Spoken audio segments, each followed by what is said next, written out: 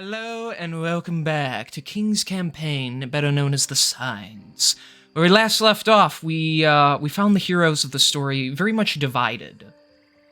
There's actually not a lot of detail I'm even allowed to go in on because that is up for the heroes themselves to share. However, what you can be known to everybody, the heroes fought against one another and they split. They went their separate ways. Bjorn and Rizzler, they went along with the Black Circle, trying to better understand their supposed enemies and see if they can reach some sort of compromise. Meanwhile, the rest were dealing with the fallout, the consequences of the escape from the Black Circle, the evil group that terrorizes the world, as the council members of Westerschen wanted to charge them for their crimes. We now follow the aftermath of these events as we follow the heroes in an attempt to realign themselves. It's kind of hard to give a backdrop here to all this because you guys are technically still divided. Yeah. And dipshit Oatmeal's not here because he doesn't like giving me notice. So we're just gonna go and he can kiss my pooper later. So here's how this is kind of gonna go because right now you guys technically aren't together. Yeah. Okay. So that's problematic for storytelling purposes because you all don't know everything yet. So I'm gonna have to have you guys deafen for like 2 minutes, a couple of you here. I gotta figure out what order I want to do this in. I think it'd be better... Roll a d20 and whatever, 10 to 20 will be those two, 0 to 10 will be me and 0. Yeah, okay. Have a 0 d20? Fine, we'll do it that way. I got a 3, so the three of you, which is only 2 of you right now, first. So Joy, Giraffe, deafen just for like 2 minutes. I'm gonna go over some quick things, and then I'm gonna have you guys come back in, and we'll fix this. So. Okay. All right, what's the plan? So we're Kill them all. So where the 3 of you, even though Oatmeal's butthead and he's not here, he's got to learn and shit.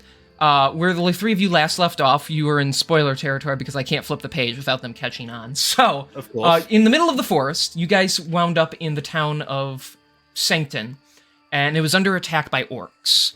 You guys chose to send Haydel, the owl, to get some reinforcements from Westerschen, though you don't know how long that will take.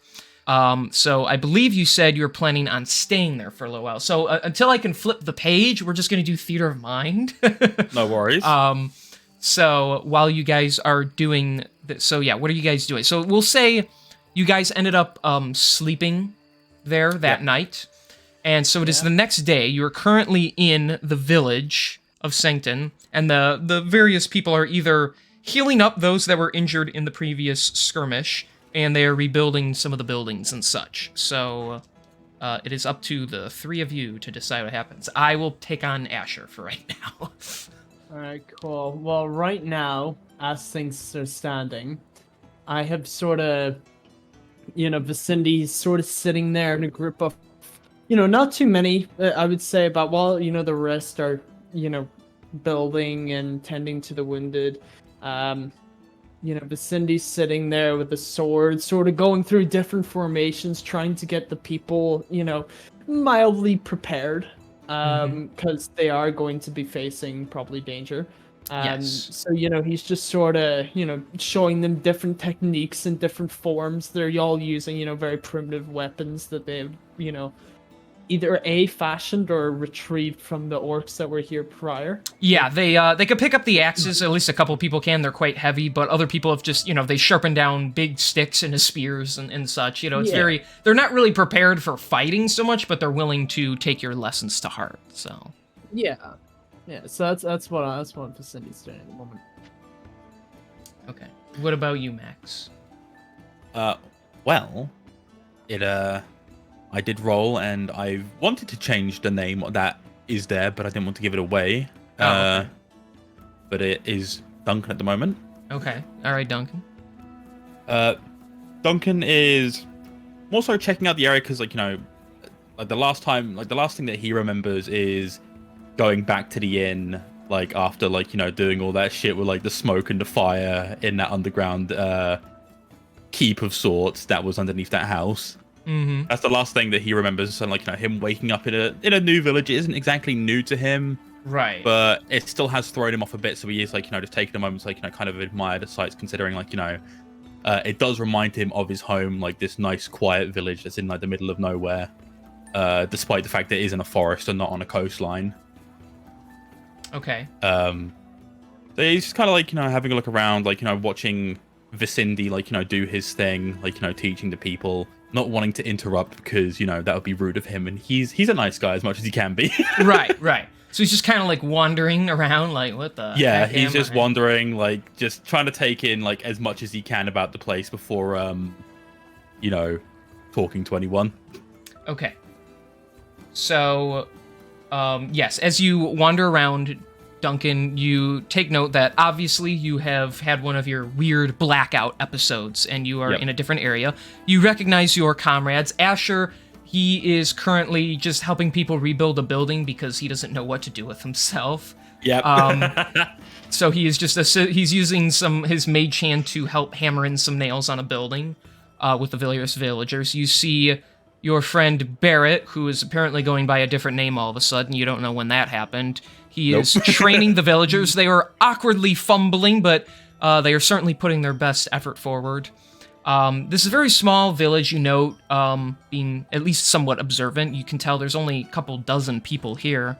And you notice some serious destruction, so your heart goes out to them. I do need you to make a perception check for me. Perception check, no worries. Perception.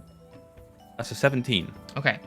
So you are standing out kind of in the middle of nowhere. You're not really focused on any one task. So as you're looking around, you take note of something down the main path that leads into like the archway of the village.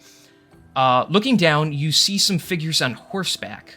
You're not quite sure what. They appear to be shadowed because they're so far away, but you can tell they're in a hurry to get to where you are.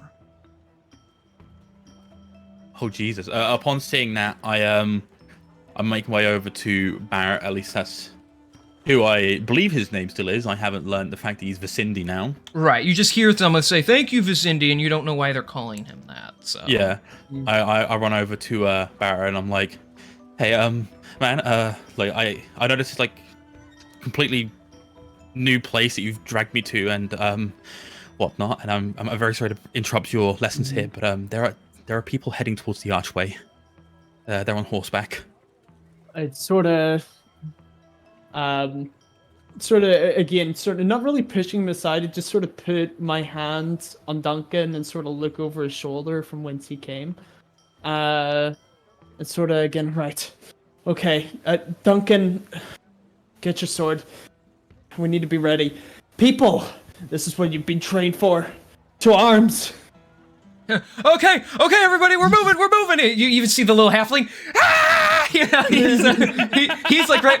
You actually notice like he's wearing like a loincloth made out of bed sheets now. Like he is He's like just ready me, for for this. real, He's for like, real. ladies and gentlemen, as the mayor of your town, I support you.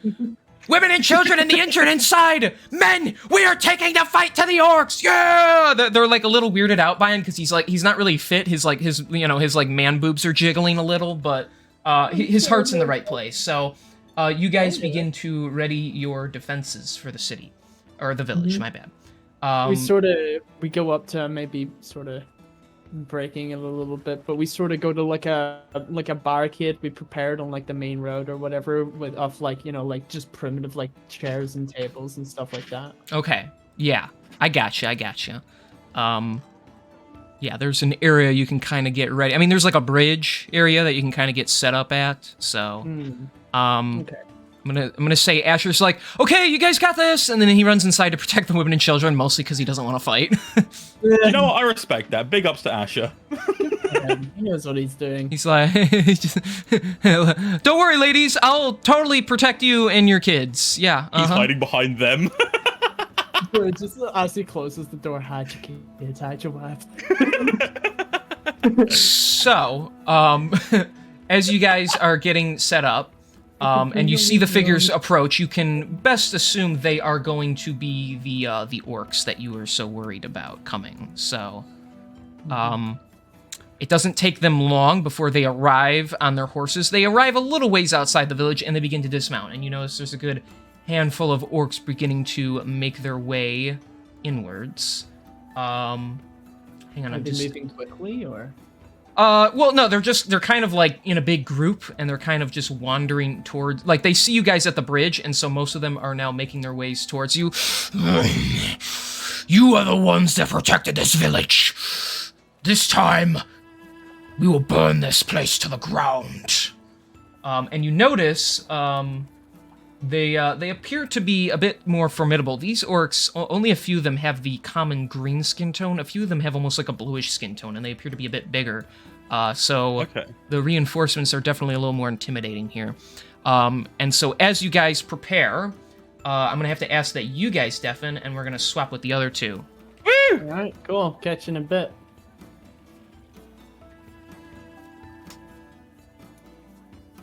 Oh. Fuck. Oh, yeah? Okay, Sorry, so... that's perfectly okay. All right, so... Where we last left off, you two, after spending some time with the Black Circle, realize that they're not very nice. And although they seem to believe that, specifically Kristoff, that they can change the world for the better, maybe they can, maybe they can't, his ritual will apparently impose some kind of forced evolution, where it will apply an effect to every living being on the planet. And if they choose to accept the power that is placed on them, then they will become stronger and more capable to defend themselves and their family. And if they're too weak, it will possibly kill them. Kristoff's not even entirely sure, but he has full faith in this plan. You vowed to go against him and not allow him to go through with this, and as you spared his life once before, he regarded you with the same courtesy and allowed you to leave, knowing that the 5 of them could likely wipe out the 2 of you. And he offered that may the better group just come out on top of all this and change the world for the better. So you set out, and we're gonna skip a little bit of time here just for the sake of making things easier. But you guys began to head back to Westershen in an attempt to hopefully repair whatever damage you could with your friends. However, when you returned, waiting outside the gates, you actually ran into this middle-aged guy. He had a cane, and he appeared to be blind, but he seemed to know who you were when you approached. He introduced himself as Edmund, and he is a friend of the man you call Max. He explained to you that after almost like a court case with the Council of Westershen, your friends had been kicked out, and they were heading southwest in attempts to reach some kind of home village for them. He advised you meet up with them because although he couldn't accompany them himself, he believes they are the 3 of them alone won't be enough to survive the journey. He also warned you about orcs for some reason, though he was quick to kind of just make his way back inside the city. So I'm just going to say, I assume you guys would go after them, since that was your plan, but I don't want to... Okay. So you two quickly set out along what you can assume would be the right path. It's about early the next morning. You guys, slept through the night, at least for a little while, and early the next morning you were traveling, and off in the distance you heard horses, several of them, like a good, small platoon worth of horses, and you saw orcs on them. They were kind of riding, a good, 100 feet or so away, but they were parallel towards you. Where you stand now, in the middle of the woods, you notice a small village that already appears to be somewhat destroyed, and you are currently watching the orcs disembark. You see the villagers apparently they're surrounding a bridge, and they appear to have it defended, though they look like they're quite inexperienced, as these orcs draw their weapons and begin to enter inside. From what you can see, it is going to be a very one-sided conclusion for the orcs. So do you wish to intervene, or, what are you feeling, what you thinking, kind of thing, or are you just gonna keep going about your path? Bjorn will kind of crack his knuckles and be like, oh, good. I needed to blow off some steam anyways. Let's go. Okay. And you're gonna go with him, Rizzer? Yep. Okay. So you guys begin to make your ways down. Now, as they enter the village, you notice that the villagers are prepared to fight back, even though, you know, they're not truly capable. However, it's going to take you a little time to get there. So, I assume you're just going to full sprint your way there to get there as quickly as possible. Absolutely. Okay. Then... Before we get into battle or whatever, Yeah. Does that consider a short rest that we can take? Technically, it would be a long rest if you slept Yeah, through the we would've- night. So We yeah, would which have long rested. I'll say somewhere along the way. you're allowed to. Yeah, so Cool. you're good. Okay. Oh, he's finished typing. Wait, we got shit going on. So fact. running into the village are the orcs. Am Oh, I back in? Oh, Yeah. there he is. there you are, you butt cheek. Okay. What we doing? So, since you guys are defending the village from the invading orcs, Yep. I need since you're the only ones capable right now. Asher is hiding his little ass inside because he's a coward. I need you. I need specifically Vizindi and Duncan to roll initiative, All right, I'm gonna roll some innie. and then I That guess is a 10. This has got to Okay. be the fucking most useless wizard I've ever seen. basically, Oh, for sure, and we love him. Typical wizard Okay. status. You got a 10. I got a Vizindi, four. would you? Doesn't even cast fireball. Cast fireball from an enclosed position. Kills everyone inside. Except himself, he walks out unscathed. Because I he don't care can't. how big the room is. I said cast fireball. I don't care what the size of the room is. Damn it. Okay. Vizindi, what'd you get? I got a 14. Okay, that's nice. Can you cast counterspell in your own fireball? That is the question. I mean, it is a Probably not. reaction, but I don't know why you would ever do that. So, I think it'd be really Um, funny. I mean, if you really wanted to scare the shit out of somebody, sure, you could like cast a late blast fireball and then counterspell it at the last second. Hot potato So with a big fireball. brain. okay. Now let me just roll real quick for the. Well, technically they just have automatic numbers. That I'm they gonna get. wait that down. That's actually kind of fucking cool. Well, such hot a potatoes. such a brain dead but amazing idea. And delete. Okay. Watch me waste a spell slot just so I can look like a badass against someone. All right. Sorry, I just gotta write down some numbers here, and we'll be ready No to worries. go. Bear with me for just uno momento, por favor. No, I won't bear with you. Okay. Well, then I'll just kill you. It's fine. So I'm gonna auto with you instead. cease your, I'll see your myself out. resistance. Yeah, Anyway, yeah, just get out. About otters. Okay. So So rather than talk about otters, no, we're not doing this. Okay. That comes later. Yeah. So I'm just gonna put that there. Okay. So top of the turn order, it's the orcs go first. So you guys have this bridge great. here to try and like slow them down and everything. If you want to say, we can say like some of like this debris is like in the way here. I just don't have a piece for that because we didn't go over Of that course. beforehand, and I'm a dumbass. So, anyways, so the first orc, he's gonna run up here and he's gonna get stuck by this. So he's gonna begin to chop away at the debris. That's just gonna be his turn. I guess I'll have him roll to hit just to make sure he can break through it, and he can. So he begins slicing into it with his axe, since it's just like wood and tables and shit. So he's going to quickly clear away that debris. This guy is going to run through. Okay, so it's a bit rough, but he can make it up to you guys. Brilliant. We Uh, love that for him. these guys are going to go around the side here, and they're going to try and go after the other villagers. And then, so, this guy, he's going to run right into you. Since you're at the point of the bridge, Duncan, he's going to take a couple of swings at you with his great axe. I hope he does. with his Okay. ass. So that's a 24 to hit, That hits. and that's only an 8, so that'll miss. Yep. So, for one attack, you're going to take 1d12. You're going to take a really piss poor amount of damage. That's only 6 points of slashing damage as he swings his axe and clips you on your shoulder. And I would like to use a reaction, if that's Oh. okay. I assume so. Why not? Wonderful. I would like him to make a dexterity saving throw. Shocker. Okay. He gets. Oh, jeez. That's an 8. Yep, so he takes full damage from this. And what's the damage on this die? That is, 15. 15. Holy crap. Okay.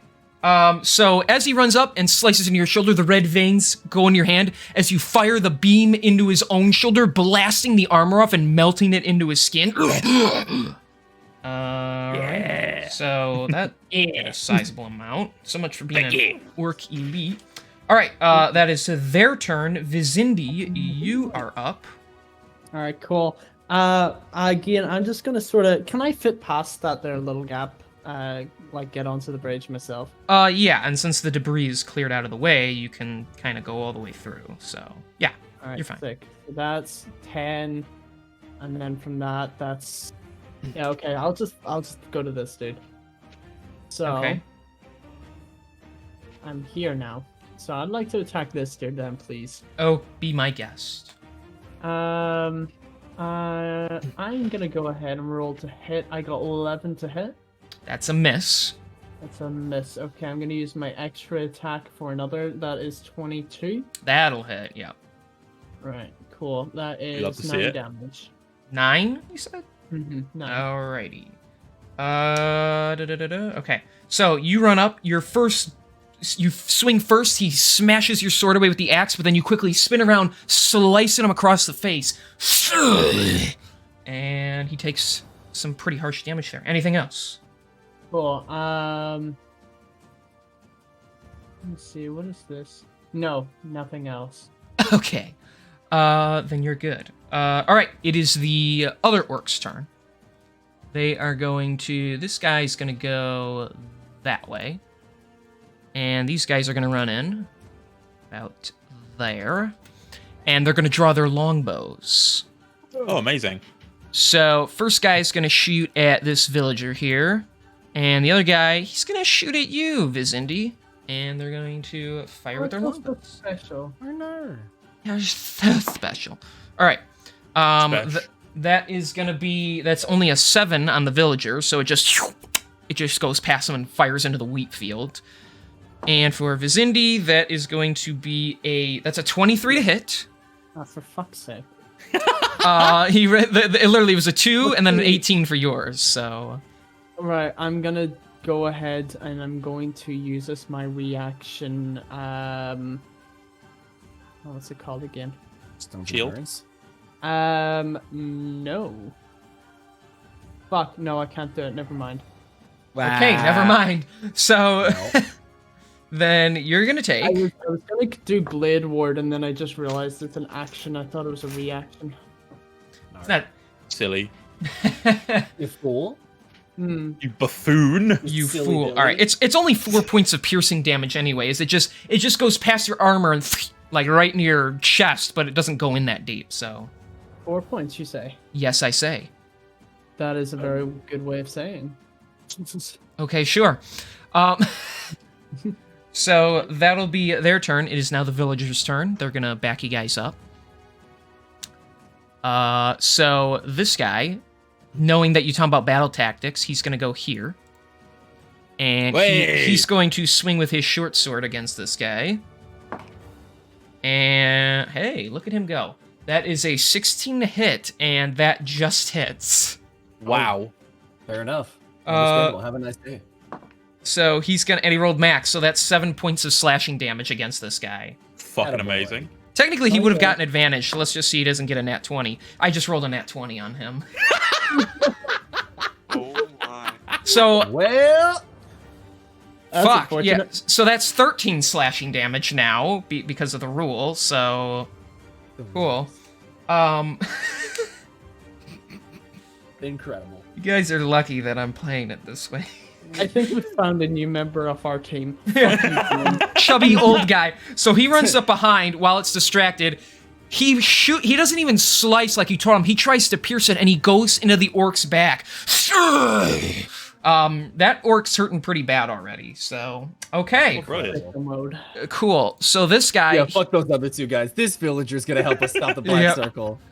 Yeah. So this guy's gonna go push his way through the water, and he's gonna go after this guy in the back line. Go after the archers, right? And he's gonna try and swing with his sword. That's only a 6. So he's gonna swing, and the guy's just kind of gonna dodge out of the way, and he can't really recover enough time to swing again. So that's just gonna be his brilliant. turn. All right, Duncan, you're up.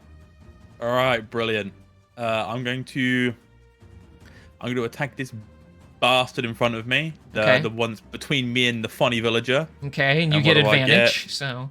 You know what's really funny? I rolled with advantage, and both die rolled a 14. Oh, That's okay. funny. Fuck. But It's plus meant my modifier, so it's +5, so I got 19. But Yeah. the fact they both rolled a 19 in total is Yeah. fucking amazing. It's meant to be. It's a hit. So.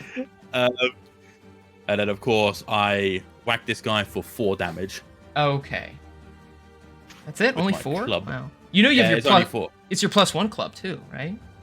Yeah, but the +1 actually does less damage to my regular club. What? How? What? Because when I sent the concept to King originally, it was 1d6 plus 2, Right. and the club only does 1d4 plus 3. Oh. Gotcha. So it does just 1 less damage than my club. Well, we'll find a way to make your club better, in another way. So, Yeah. obviously, when that was given to you, they would. wouldn't have known that it was enhanced. So, No, of course. all right. Well, Ford, yeah, you swing out and you smash him right in the face. Yeah. He spits out a tooth. They're more resilient than we gave them credit for. And then after he's finished speaking, I would like to use my bonus action to cast Eldritch Blast Okay. for an 18 That it? to hit. And how much damage? That is a 5. Okay. So as he says that, you point your hand right in his face. The little green orb fires out, and it breaks his nose, blood shooting out. He is looking horrible, that guy. Wait. All right. Top of the turn order, you guys hear a lumbering in the distance. Oh no. Let me double check the notes here. Yeah. Where is he? Here we go. Big As black guy. as a giant ogre stumbles out, and he appears to be allied with the orcs. However, running in, out from they're actually running in like behind, to where the orcs have been coming in. You guys notice a couple other figures. One is very large and sprinting. The other one is kind of like hobbling very quickly because it's really small. But it just so happens to be your Whoa! Oh, boy, is he so friend. big? All right, Whoa! easy. Whoa! That's how it goes. Here, I'll make him a little bit bigger, but it happens to be your friends who run in from the shadows. So Friends, This huh? stuff gets me easy, huh? supposed friends, anyway. Do not speak so lightly. Okay, so I need you two to now roll initiative, You got it. and the ogre's gonna get That is a 19. 19. Nice. Ooh, that is nice. a 14 plus, that's a 16. 16. All right. So top of the turn order, Rizzler, you're first. Oh, Let's sweet. go, Okay. Rizzy. Let's see. Where's my? There we go. Yeah. Okay. Can I dash over there? Sure. You're gonna bonus action dash. Yes. Be my guest. And then I'm going to attack this man right here. Okay, and you get advantage on the roll because you're flanking them. Do. That would be a 23, not natural. Oh, that hits. Yeah. Yeah, that'll do it. All right. So that is a. So you get sneak attack damage too. Yep. That is 18 damage. Nice. Alrighty, that will be. Let me make sure I'm mathing this correctly. All right, so you scurry through all the chaos around, aiming for the orc engaged with your friend, as you plunge your blade through the back of his thigh, shooting blood out the other end. Now that guy's hurting pretty bad. Anything else on your turn? I don't believe so. You don't get second attack, right? Yeah. No. Okay. Then that'll just be your turn. Okay. Since you guys rolled so high on initiative, Bjorn, your turn. Fuck yeah, baby. So we are going to run over here, which is 35, I think. Yeah, Okay. About 30, 35, so I've still got a little bit of movement left. But I'm going to bonus action rage Okay. and see what I get. Okay, that is... damn. not quite what I wanted, but ooh. Okay, which one do I want specifically? Because either one of these could be really good. Okay, actually, I've never done this one before, so I'm actually kind of curious. You conjure 1d4 intangible spirits that look like flumps in unoccupied spaces within 30 feet. Each spirit immediately flies 30 feet in a random direction. At the end of your turn, all spirits explode, and each creature within 5 feet of one or more must make a success on a dexterity saving throw or take 2d8 force damage. Wow. Okay. So I have That's to a roll lot a of D. I have to roll a D4. Quick, and that's 4. Fantastic. So I make 4 intangible spirits that will fly in a random direction 30 feet away from me until they hit something. Okay. Let me find something to... Here, we'll do this. We'll do this spooky ghost guy I have. Spooky. So let's just copy that, and then we paste and paste and paste. Okay, so they're gonna go in a random direction. Yeah, I mean, I guess like you could just do like a D4 to like northeast, southwest. I guess. However Okay, you want to do it. they all go in the Up to same you. direction. I mean, if you want it, well, it says that each spirit immediately flies 30 feet in a random direction. So I'm assuming They each go in their own direction. Okay, I Yeah, would I would think assume. so here, I'll roll a d4 on this. So, okay, so that's east, north, east, east. So 3 go east, 1 goes Three of them north. go east. Yeah. Fantastic. Glad those 3 are just going straight to the forest. Yeah, they just they just so 3 just shoot off in that direct go that Explode way. in the distance. This guy will Fantastic. go straight and he's gonna explode on this guy. Yep. It's definitely an And interesting within- spell you got there, buddy. Each creature within 5 feet of one or more. So they'll. Oh, yeah, within 5 dexterity- feet, so then both these guys get hit. Dexterity saving throws for both of them. Okay. That's a 12 and a 14. Hold on. How do we determine?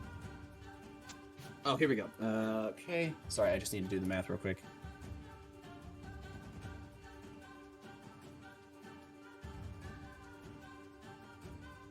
Wait, hold on. The anticipation Okay, is killing me. The second guy succeeds, the first guy fails. Okay. So they will what's the take damage? one Is the more- damage halved, by the way, or is it just they take the damage All- or they don't? It says at the end of your turn, must succeed on a dexterity saving throw or take 2d8 force damage. That's all it says. Okay, so if there's no half, then only the guy who failed takes the damage. So All right, roll your 2d8 for him. Got hurt. Oop. Oop. Oop. Oop. Oop. 7.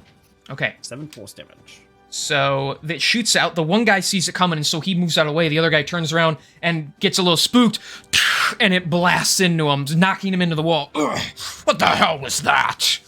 All right. Anything else, Bjorn?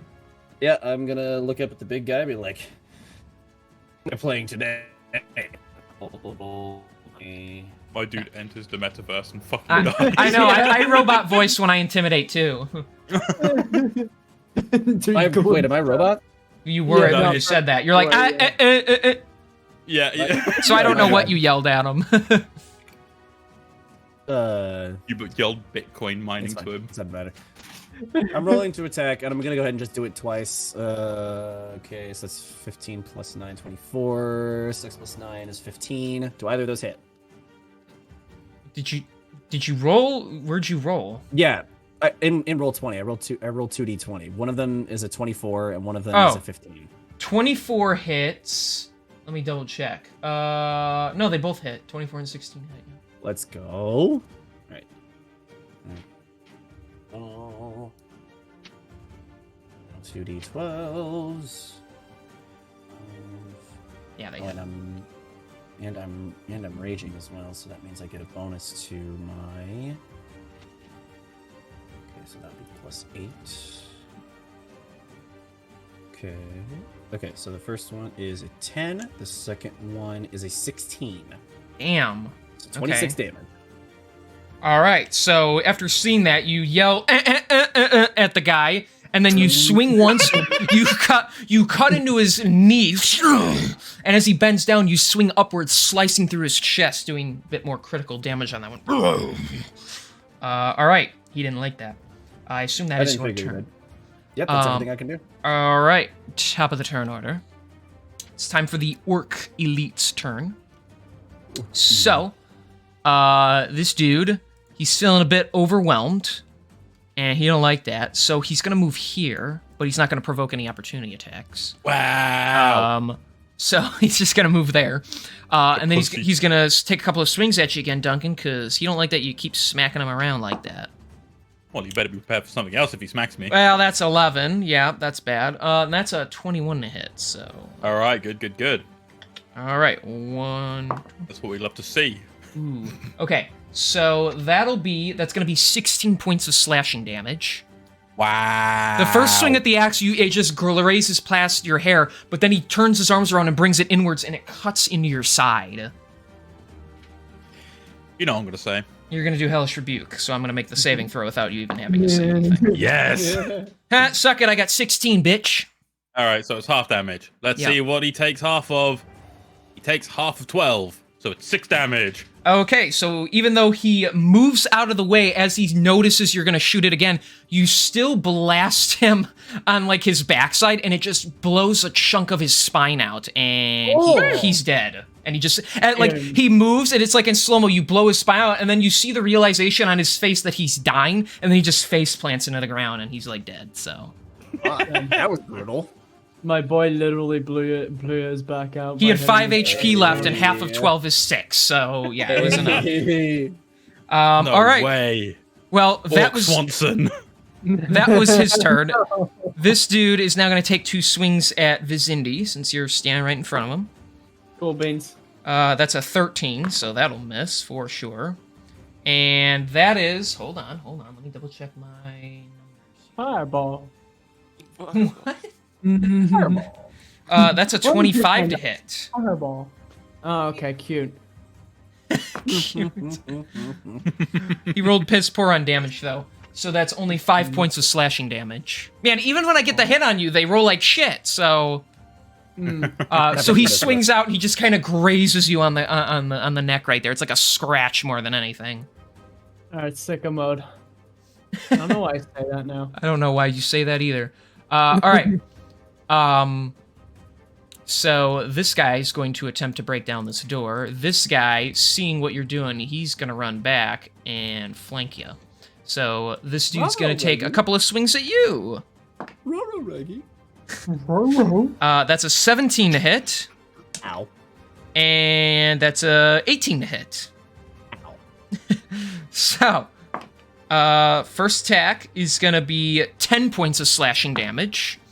Second attack is also 10 points of slashing damage, so 20 points of damage total as he runs up behind you and just... Are those reduced already or no? Raging. You are raging, yes. So let me... 10 total. Correct? Yeah, 10 total, yes. Cool. Just want to double check something. Yeah, we're fine. Okay. So, yeah, you take 10 slashing damage from him. So he slices into your back, but they're very thin cuts, and he's a little surprised that you didn't notice. Okay. Did someone tickle my back? All right, Vizindi, you are up. I'm gonna go ahead and cut the shit out of this guy still. Okay. So... Fuck you. I got 25 to hit. Yeah, that'll hit. Hang on, what's that? Not 20? No, it wasn't. No, never mind. No. So don't tease my nipples like that with a nat 20. Jeez.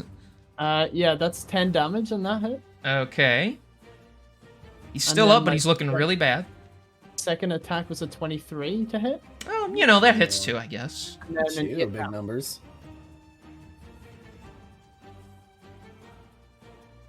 Oh, did you hear that? 8 damage. Oh, no, I didn't. Okay. So, you're mad now that this guy's somehow penetrating through your armor. So you swing out, you slice through his stomach, his guts begin to come out as he holds on to him. And then as he looks up, you just swing your blade down through his skull. And he goes limp as you try and you put your boot on his face and kick the sword out of his face, so. I'm loving the descriptions, King. Holy shit. Okay, I didn't know how gory I can get before you guys go, King, you're kind of overdoing it, but I wanted to try. Nah, dude, I love it. More gore, Okay. the better. Okay. I literally tortured someone a few cool. sessions back. I don't think we're at a point where we can complain about gore. I'm glad you're enjoying the gore. I'll be sure to step it up, so. All right, anything else, Vizindi? Sort of because I've sort of seen him coming from this direction, and I've sort of seen I saw Rizzler sort of coming from that direction, and I don't think I Or would have. distant explosions. Yeah, distant explosions. I don't think I have seen. I don't think I've actually seen Bjorn yet. Yeah, he'd from probably the be cut off by the outside. buildings, so... Yeah, but sort of, hearing the commotion, I'm just gonna sort of look at Rizzler again, sort of surprised, what the fuck are you doing here? And sort of push past him, just sort of yell, get the fuck out of my way, I'll deal with you soon. Okay. And I can make it to there. Okay. Yeah. Alright, it is the orc's turn. And then So- that's the end of my turn. Okay, My dude's playing roles. Alright, so these two orcs, since they have you in between them, they're both gonna take a swing at you with their short swords. So, be warned there, Rizzler. Oh, that's... Okay, well, he gets advantage, thank goodness, because that was a nat 1. The other one is an 18 to hit, and then I'm just gonna do the other guy just to see. That is... that's a 17 to hit, so I believe both hit. Yes. Okay. So, that'll be...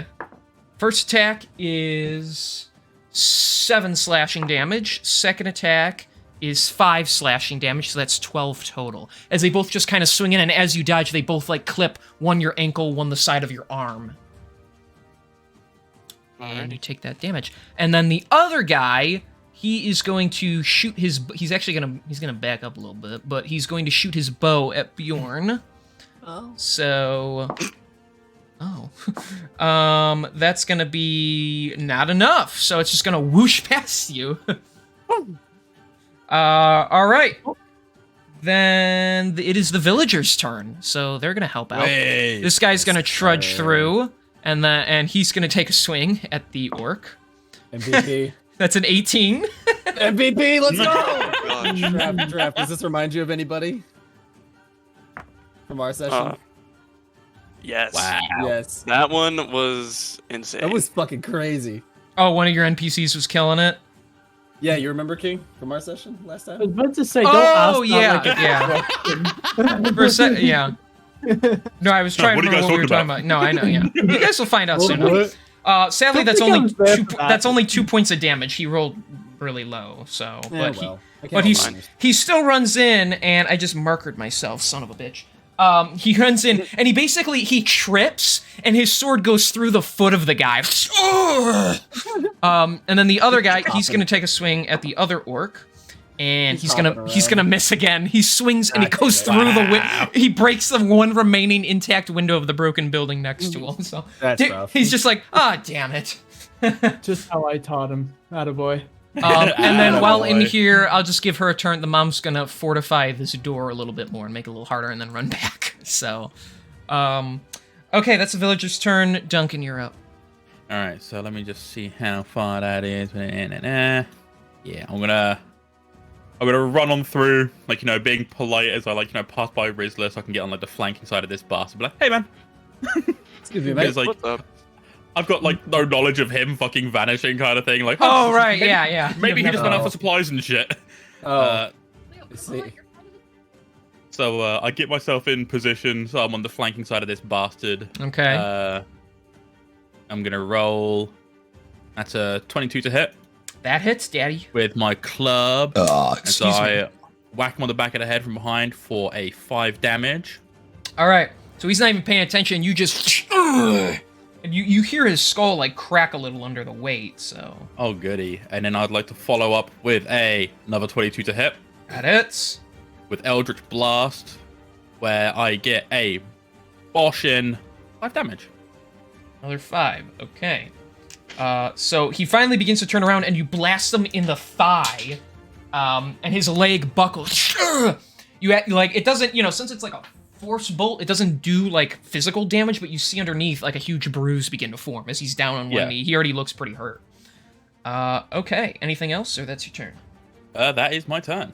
All right. It is the ogre's turn, and he's not happy with you All over smacking him me. around. I don't blame him. I hope So he fucking kills you, Bjorn. I love how dedicated you are to this roleplay, Sketchy. I love it so much. Oh, I'm beyond So, dedicated. He is going to use Chain Sweep, so Bjorn, I need you to make a Oh. dexterity saving throw. Be out here Is that what you competitively need- hating. Is that what you need me to make? I do.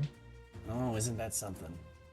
All jokes on you, Bucko. Here's an ability that I just pulled out of my ass that negates. No, this is... What? No, this is in the thing. Oh. That Oh, really? is that is a 20.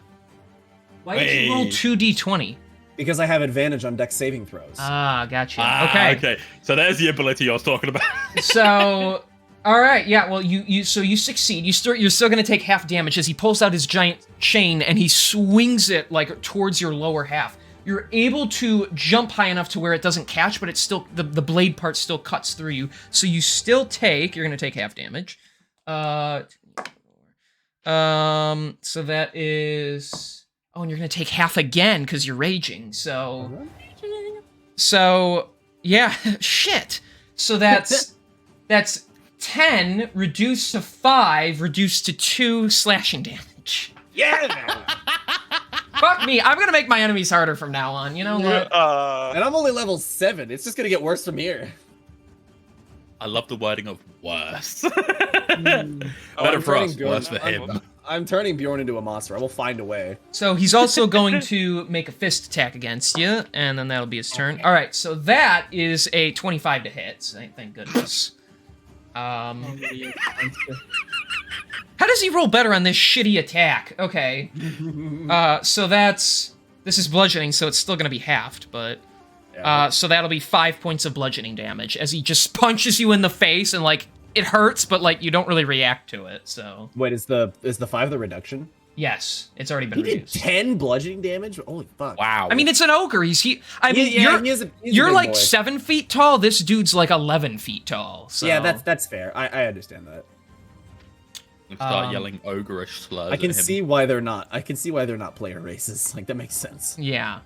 Oh man, you could play. You can technically play a bugbear. Those are busted. So, Bugbears are busted as shit, Yeah. especially if you make a bugbear rogue. Those things are fucking Yeah. crazy. Okay, that's ogre's turn. Rizzler, you're up. All right. Let's see. I'm going to just attack this boy right here. Okay, That is a I'm out. 20 to hit, not natural. that hits. With a 11. All right. So while this guy's injured, you run up. You actually, on his bent knee, you jump off the bent knee, launching yourself in the air, and then you just swing down with your blade, and it goes right through his eye. Oh. I realize I can make the deaths a lot more like dramatic, you know, even for these Hell guys. yeah. So yeah, that dude's just fucking dead. So anything else you want to do in your turn? Can I... I'm just gonna move... Where should I move? I'll just move here. Okay. Yeah, and that'll be my turn. And I will have to go. There's an Easter dinner thing going on. Ah, Yeah. you I Have sent you fun, the Army man. character sheet so you Alright, can have a do good your one. thinking. better hurry your ass back. I'm trying. I don't know what's going on. Come back Bye. soon, Army man. I miss you. You're good, man. Have a good one. Have fun. How come I can't tell you guys, give me notice, and now, like, as we're playing, I get 2 people telling me they can't fucking be here. Like, if shit comes up, just tell me so we can work around it. Gosh darn it. Okay, so... It sounded like it was just kind of a last minute thing that just happened or Yeah, something. it- Maybe, That's what it but- sounded like. Suck. Yeah, that's the vibe I got from it. He's our widow action man. Wow, okay, so, Bjorn, since you're still here, you can make a move, so... Yeah. Go, it's your turn. Question. If I move to this square right next to me, I can still hit the ogre, right? Yes. Yes, Yeah, you can. it's diagonal, but Mhm. that means I am now not being flanked, so I don't have to worry about advantage. Correctamundo. And He wanders I'm further into the going forest. to- He goes off map. Actually, question real quick. Mhm. If I were to, because I still had the javelin. If I were to, well, actually, no, I wouldn't know that he's coming. Never mind. Yeah, He's you wouldn't not- know he's on. he's You not- can't. You can't he's until not- he's like in yeah, this he's not area here yet. here. You won't know. So Okay, fair enough. I was gonna say I could throw it in that direction. I was like, oh wait, nope, I don't know that he's. he'll just think you're throwing it at him, like to kill him. Yeah, Yeah. Yeah. So I'm just gonna roll 2 attacks against the ogre. Okay. And let's see. First one is a 23. Sorry. The second one is a 20, not natural. Both hit. Fantastic. This ogre was supposed to be threatening. He isn't for you, so... Well, you see, that's what happens when That's- you are an angry magical barbarian. Of course. Just say it's all ogre now and it'll be fine. Okay, that's 11 and what's 6 plus 8? It's all ogre now. 14. Okay, so an 11 and a 14. Okay. So, after getting punched in the face, you're really mad. You swing, you actually chop through its hand, a couple of fingers fall off. And then as you rear back, you just stab it, you just slice right into its chubby stomach, which it doesn't react as harshly to. Fair enough. Because he's so thick. But, alright, yeah, the ogre's looking like he's like breathing heavy. He's just... he's already not looking too good. Alright, anything else, or that's your turn? What sucks is like the only like bonus action I have is either rage or 2-weapon fighting, which I can't use because I have a 2-handed weapon. Right. So no, I don't have anything. So it sucks to suck. Okay. So, then that's your turn. So the elite orcs are gonna go. So this guy's gonna take 2 swings against you, because he don't like you. But there's Fucking no rude. advantage this time. He's probably still gonna hit. I get hit a lot in this game. Let me double check. Buddy. Yeah, that's gonna be 17 hit. Ouch. And hang on, that's only 12, so that'll miss. So he gets There 1. we go. All So the winners. on the successful hit, he rolled 1, so that is 5 reduced to 2 slashing damage since you're raging. Amazing. Beautiful. So he Beautiful. swings, and then he swings again, and he just like clips your elbow, and you're just like, okay. Just a little nicks. This other guy's like, come on! Like, he can't get a clean hit on you. The other guy is going to Sir, I will start... deal with you in a second. The other guy is going to take 2 swings against the door. That's a hit. It's just a door, and that's a hit. Yeah. It's just a door. And so, 1 swing, that's 16 slashing damage. Oh, this guy rolls high. And then Oh, that's boy. 14 slashing. Yeah, he breaks through the door, and the kids are screaming, ah! You know, I can't really do it, because I'm just going to cut out, but... Yeah, you did. I Yeah, had a that's what I very mean. slight... Okay, ah! There we go. That's as high pitch as I can get before it clips. So, and he's gonna walk inside. All right, Oatmeal, that's not being played by the king. It's your time to shine. Please do something cool that doesn't involve you cowering behind the kids and using them as a shield. Oh Swear to shit! God. Take them, not me. That's what he's gonna say. Okay, so next up is Vizindi. Alright, sicko Oh mode. man, the myth. At this point, I'm just sort of, again, rushing because I'm hearing the fighting and shit, and then I get here, I'm like... No, I'm kidding. He fucking retreats. Oh Like, shit! Fuck this guy. Takes one Alright. look. God fucking damn it. God damn it, not him again. Sort of really pissed off. Again, I'm seeing this guy, this chump, absolute mug. But I'm gonna dart over here. Okay. And because I'm so pissed off, I'm actually gonna roll to attack the ogre. Okay. With my inspiration. Okay. Oh. Make sure you get that hit in. I never use this. So I- it's a D10, and it can be to any one roll. So you can either add it to your attack roll to make sure it lands, or you can add it to the damage to do more damage. But then once you use it, it's gone until I give it to you again. Yeah. Alright, sick. So to hit, I got a 15. 15 Hang on. does Let me hit. double check. That just hits against this That guy. just hits. Okay, Yeah. I'm gonna use my inspiration. So that is the D10. So I got a 6 on the D10. Okay, and then you're gonna add that to your damage, or And then, yeah, I'm gonna Okay. add that to my damage sound. And then I got a 13 on the normal longsword roll, so that's 19 damage. okay. So And then I'm you gonna know what? attack Since the ogre's a bit special, why don't you describe to me how you kill this guy? Hey. So I sort of using my shield first of all.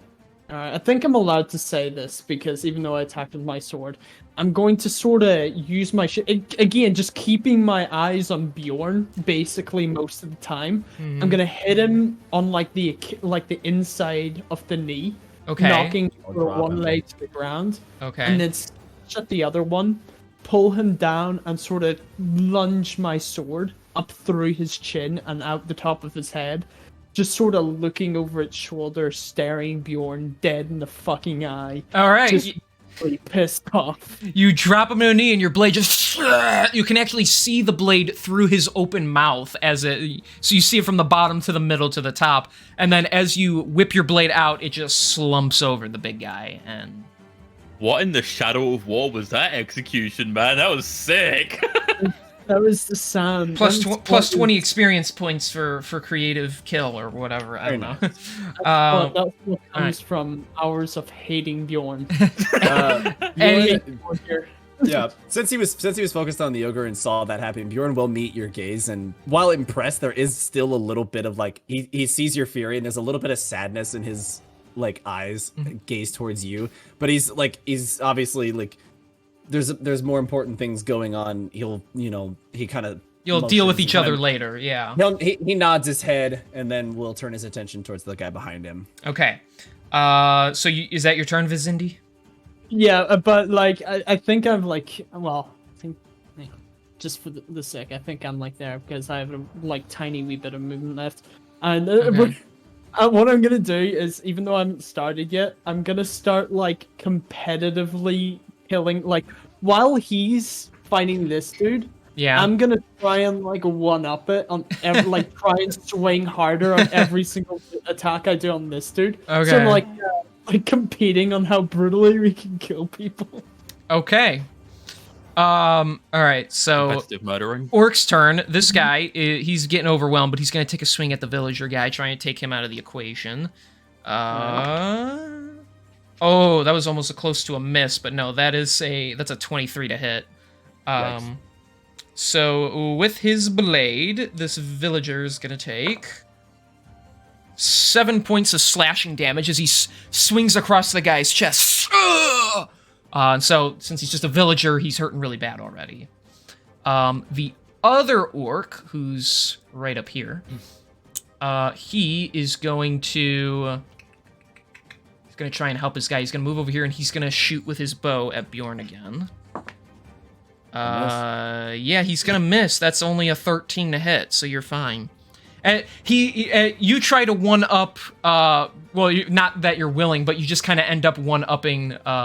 Vizindi, because as he shoots, you just swing with your axe and it breaks the arrow in half before it comes near you, which pisses him off further. Aren't you just trying to pit us against each other? I'm the It's DM. like- I have creative control. It's like the scene. I don't know if everyone's watched it. But you know Hobbs the and scene Shaw. in Hobbs and Shaw. You took the words out of my damn mouth. Yeah, it's that. I haven't, but I exact want to. scene where they're going down like the two The hallways. two hallways. I think Oh, I've got no. your door. No, that's my door. This is my door. Yeah, that's Odor. what I was thinking of. All right, villager's turn. This guy's gonna stab the orc, or he's gonna try to anyway. And he gets a 14. Yeah, that hits against their hide armor. So he gets another swingity, swoonity. Again, he only does 2 damage, Well, what can you do? but it's better than nothing. This We love guy's him. gonna run in and back you up. He's gonna try and finally hit something. Nope, he misses again. We love One this guy's guy. always He's trying hitting. his best. Yeah. You know what? He's trying. This time he just gets parried. The guy just swings the blade out of his hand, basically. Oh, darn it. Not again. All right, Duncan, you're up. All right, quick question. I take it because of how big this fucking guy is here. He's almost acting like a wall of sorts. Yeah, you can't really go through him. Okay, let me just check something. No, I'll go there. You're going right here? Yeah. So Okay. upon seeing who I still assume is Barrett, running in this way, I go fuck it. I'll run this way. Okay, keep in mind that's all your movement, because since that's like a water square, that's double. Of course. So, yeah. Let me just check something. Would I have line of sight on him? Would it be just about? Just about, about, yeah, I'd say you could see him from there. If he was closer, maybe not, but... Okay, cool. So I would like to cast from this range my funny Eldritch Blast as my bonus action Okay. for a I'm yes. curious. Aren't Aren't you high enough level to be able to cast like 2 beams of Eldritch Blast? No, because I've like since I He's- think I'm a level 3 warlock, but I've been prioritizing leveling up ranger. Ah, gotcha. So I got Eldritch Blast for a 20 to hit. That hits. So the first hit pops off for a whopping 6 damage. Okay. And then my main spell in question that I am going to cast, after throwing the Eldritch Blast at him to kind of get his attention, so he like knows, like so he kind of like looks over in my direction for this following one. I would like to cast Witch Bolt Okay. for a 19 to hit, That hits. and he will take how much damage? He will take 13 damage. Okay. Nice. So, you fire your Eldritch Blast. It hits him in the side. As he turns to see you, you fire your purple beam. It looks like electricity. As it pierces into his chest, you see him, like, go inwards on the hit. He's Hell hurting yeah. he's hurt. He's hurting. That's what I'd like to see, and that's my turn. Okay. Then, well, Ogre's dead, so he don't get a turn anymore. Like you. He's snoozing. He doing a lot more than snoozing, that's for sure. Okay, so he's snoozing, but he can't get back up. All right, it's Rizzler's turn. Eternal snooze. I'm just gonna make a rapier attack because I can do that. That hits, and the rapier I believe is a D6. D6. Wait. And Rapier is a D6. I think it All is. right, never mind. Maybe it is.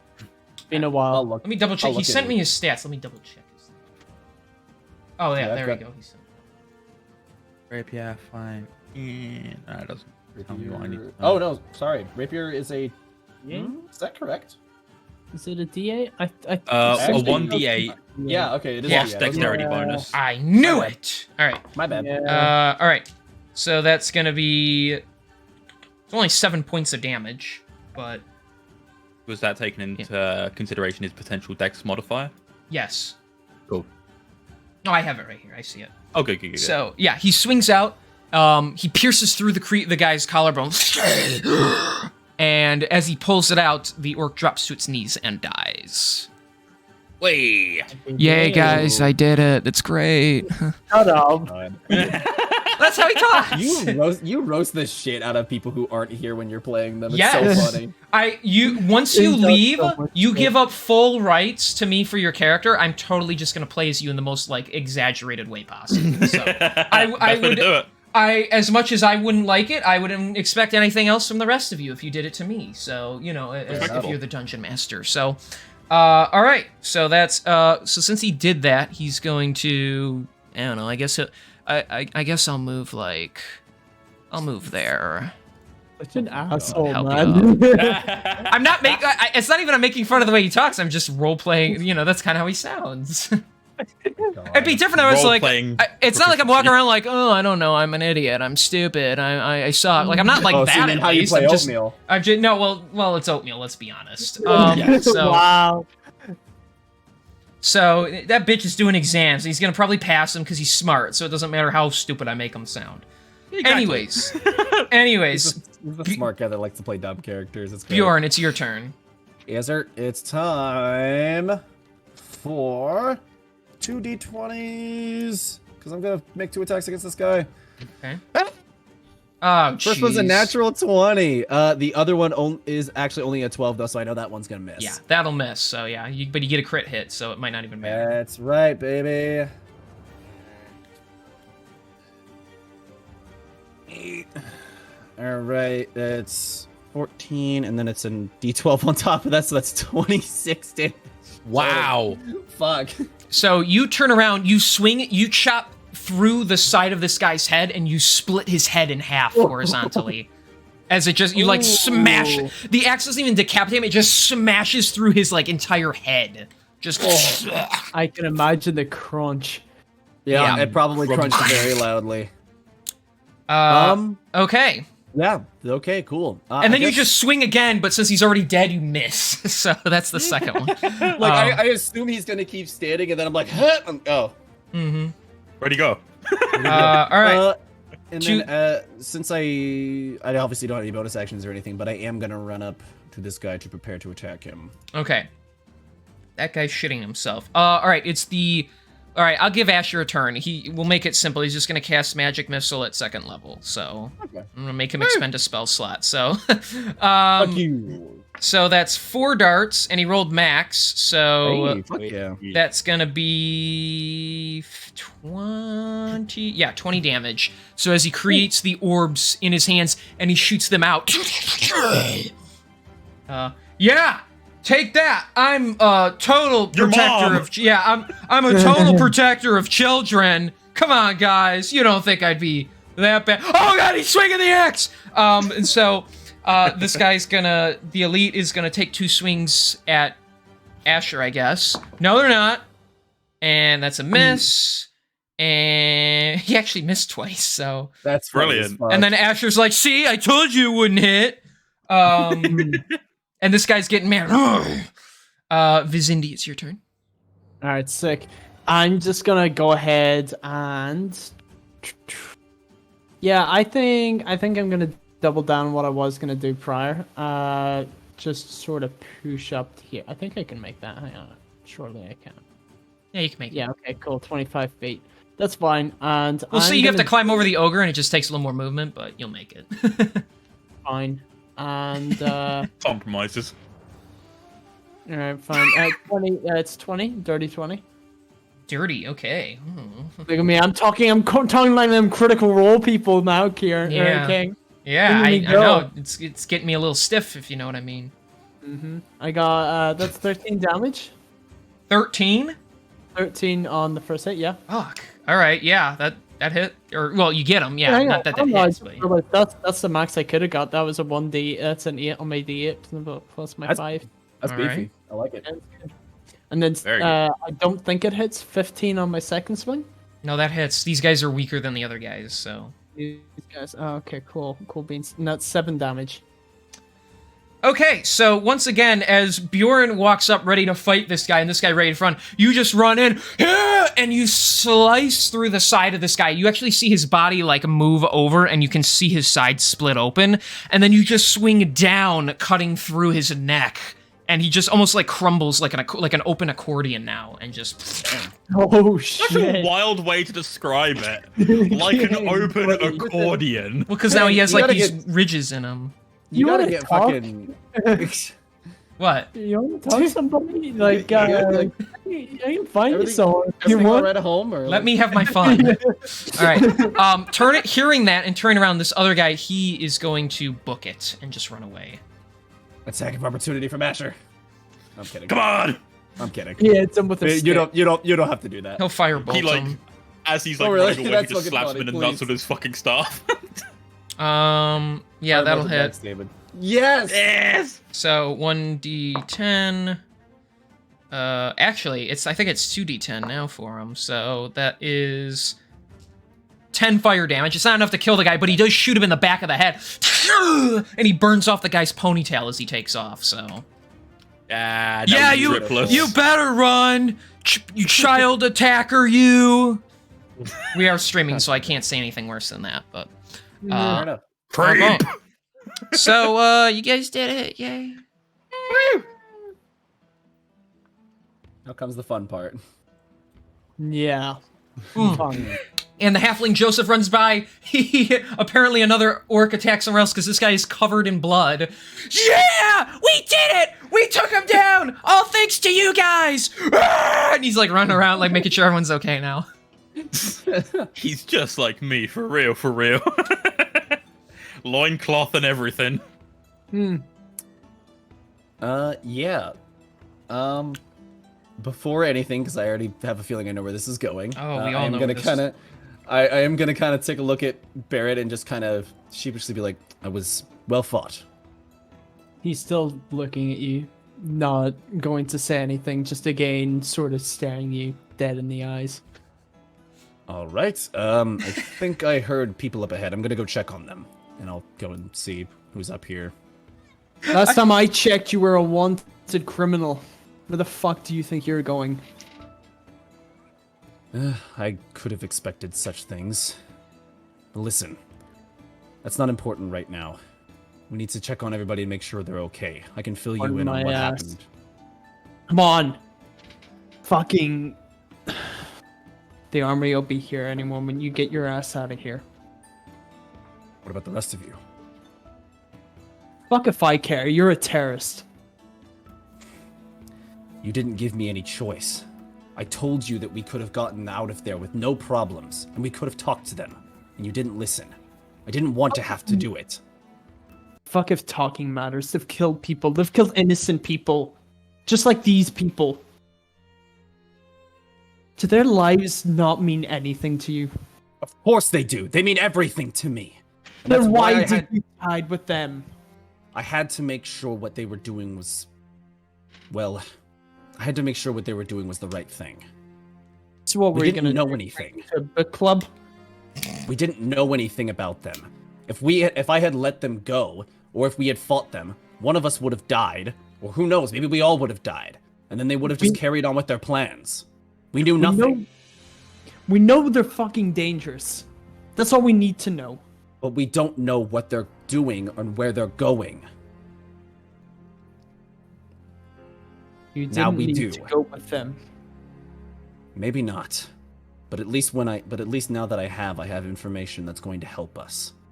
I'm sorry that it had to come to this. Again, I never wanted this to happen. I wish you all could have came with me. Perhaps I would have had more luck convincing Kristoff and the others to reevaluate their morals and their priorities. But at least now I'm sure that they need to be stopped at any cost. Yeah, I suppose they're lurking about here somewhere too. Well, from what I've heard of their plans, I'm not entirely sure where they're going. They did tell us that one of the items that they need for their so-called ritual is lost, and they're going to search for it. But I do know where one of the other items they need is. Why don't we... The gem. How do you know about that? I heard them talking about it at the fight. They mentioned it while we were there. I brought it up to Massar. He knows very little about it, so I suppose you're the best lead we have. Just shut the fuck up. I don't expect any of you to forgive me. I wouldn't forgive myself either. But right now, we have to figure this out. We have to stop them from whatever they're doing before they can do any more damage. If what I've heard about this ritual is true, this could really be the end of everything as we know it. Yeah, you're right. I'll never forgive you. And with that, he just sort of walks off, sort of thinking to himself by the tree line. Oh, okay. Duncan walks into frame, there's applause and everything. Like, now that the battle's finished, like, he looks over at Rizzler and he's like, really chuffed to see both of them because he wasn't sure where they were because, like, as far as he's aware, they were just looking for, like, wooden food and shit, like, for the village and shit. Oh, hey, you guys are here. Oh, it's really good to see you guys again. How you guys doing? Good to see you, Duncan. Oh, it's good to see you too. Oh, I'm wonderful. Like, there's ogres and orcs and... Oh, he's a bit bigger than I anticipated. Yes, it's been a lovely day so far. I just woke up like 20, 30 minutes ago, give or take, but great start to the day. Oh, I see. Well, what have you all been... Well, I guess you wouldn't know the answer to this. I guess I'll kind of look at Asher in that case, since he's the only one who's probably going to talk to me and have any information for me. he just goes, fuck you, you still owe me hit points, and he walks away. No, he'll walk up to you. No, better yet, he just takes out like a small leather purse. He's like, I still have your money. Yeah, I still have your money. How do you like that, vampire boy? God damn it. What do you want? That's what he is. Well, what have you... Oh, sorry, I got sidetracked there for a second. What have you all been doing since myself and Rizzler had left? Well, I guess I have to relay this information now. Let's see. You guys almost killed us, and then they almost killed us, and then we woke up in that wizard guy's house, and it was a really nice house. And then I met these guards, and they were kind of mean, but then they sat me on a comfy couch. And then we were told that we were prisoners because of you. And then we were locked in the house. But then the wizard guy, he said, come along with me, and I'm going to take you to the council. So then we talked to those important people who, they were really mean, let's be honest.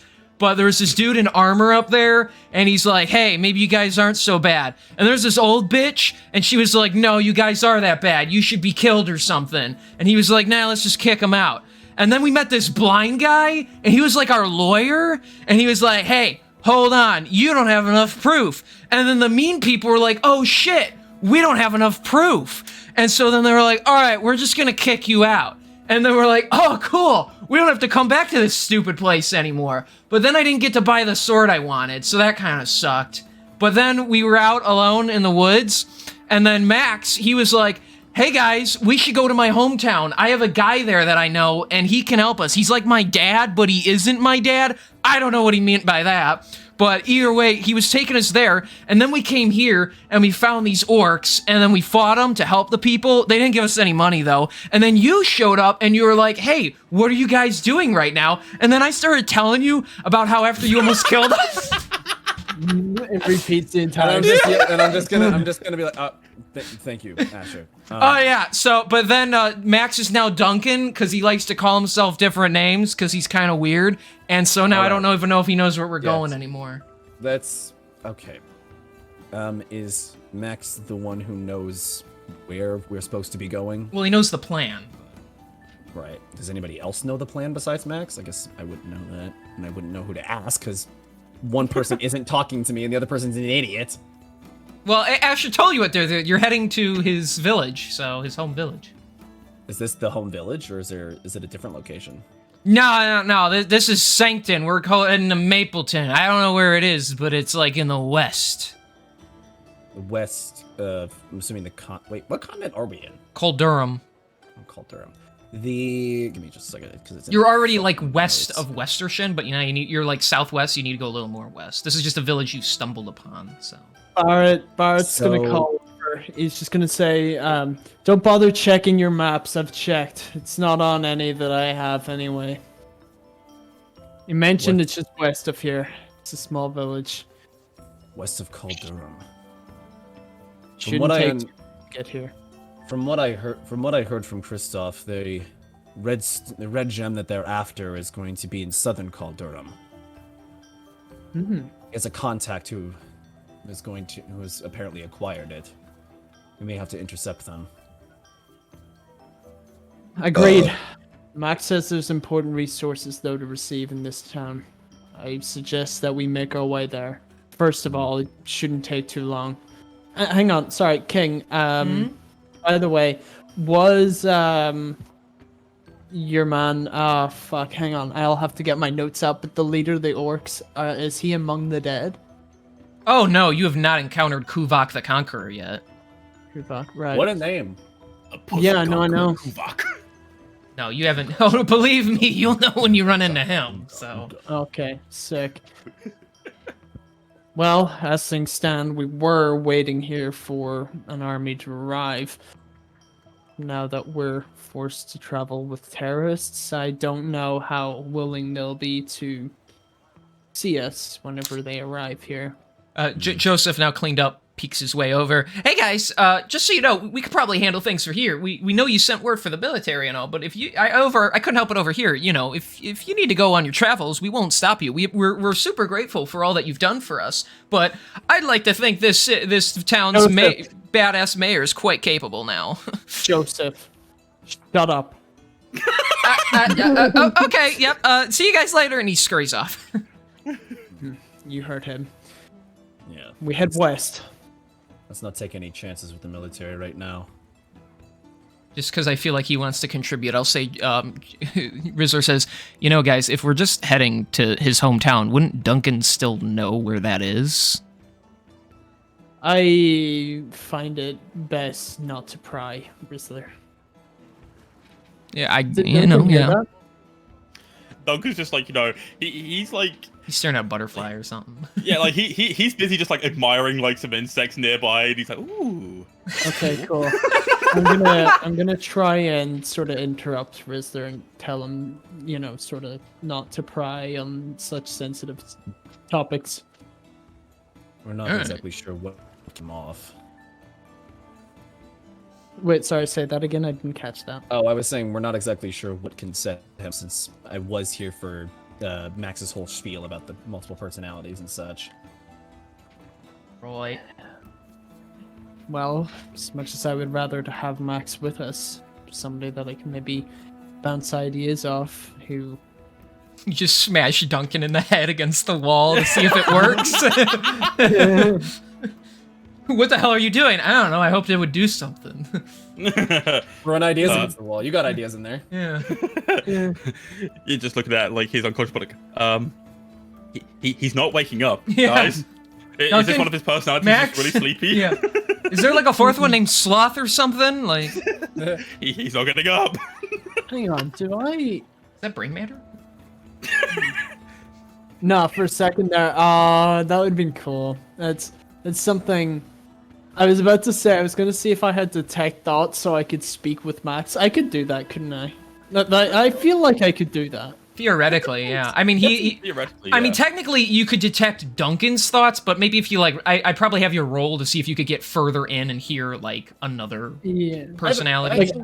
That actually Like, is a really great question. Right? That's a Are cool the idea, other- because there's that's- nothing...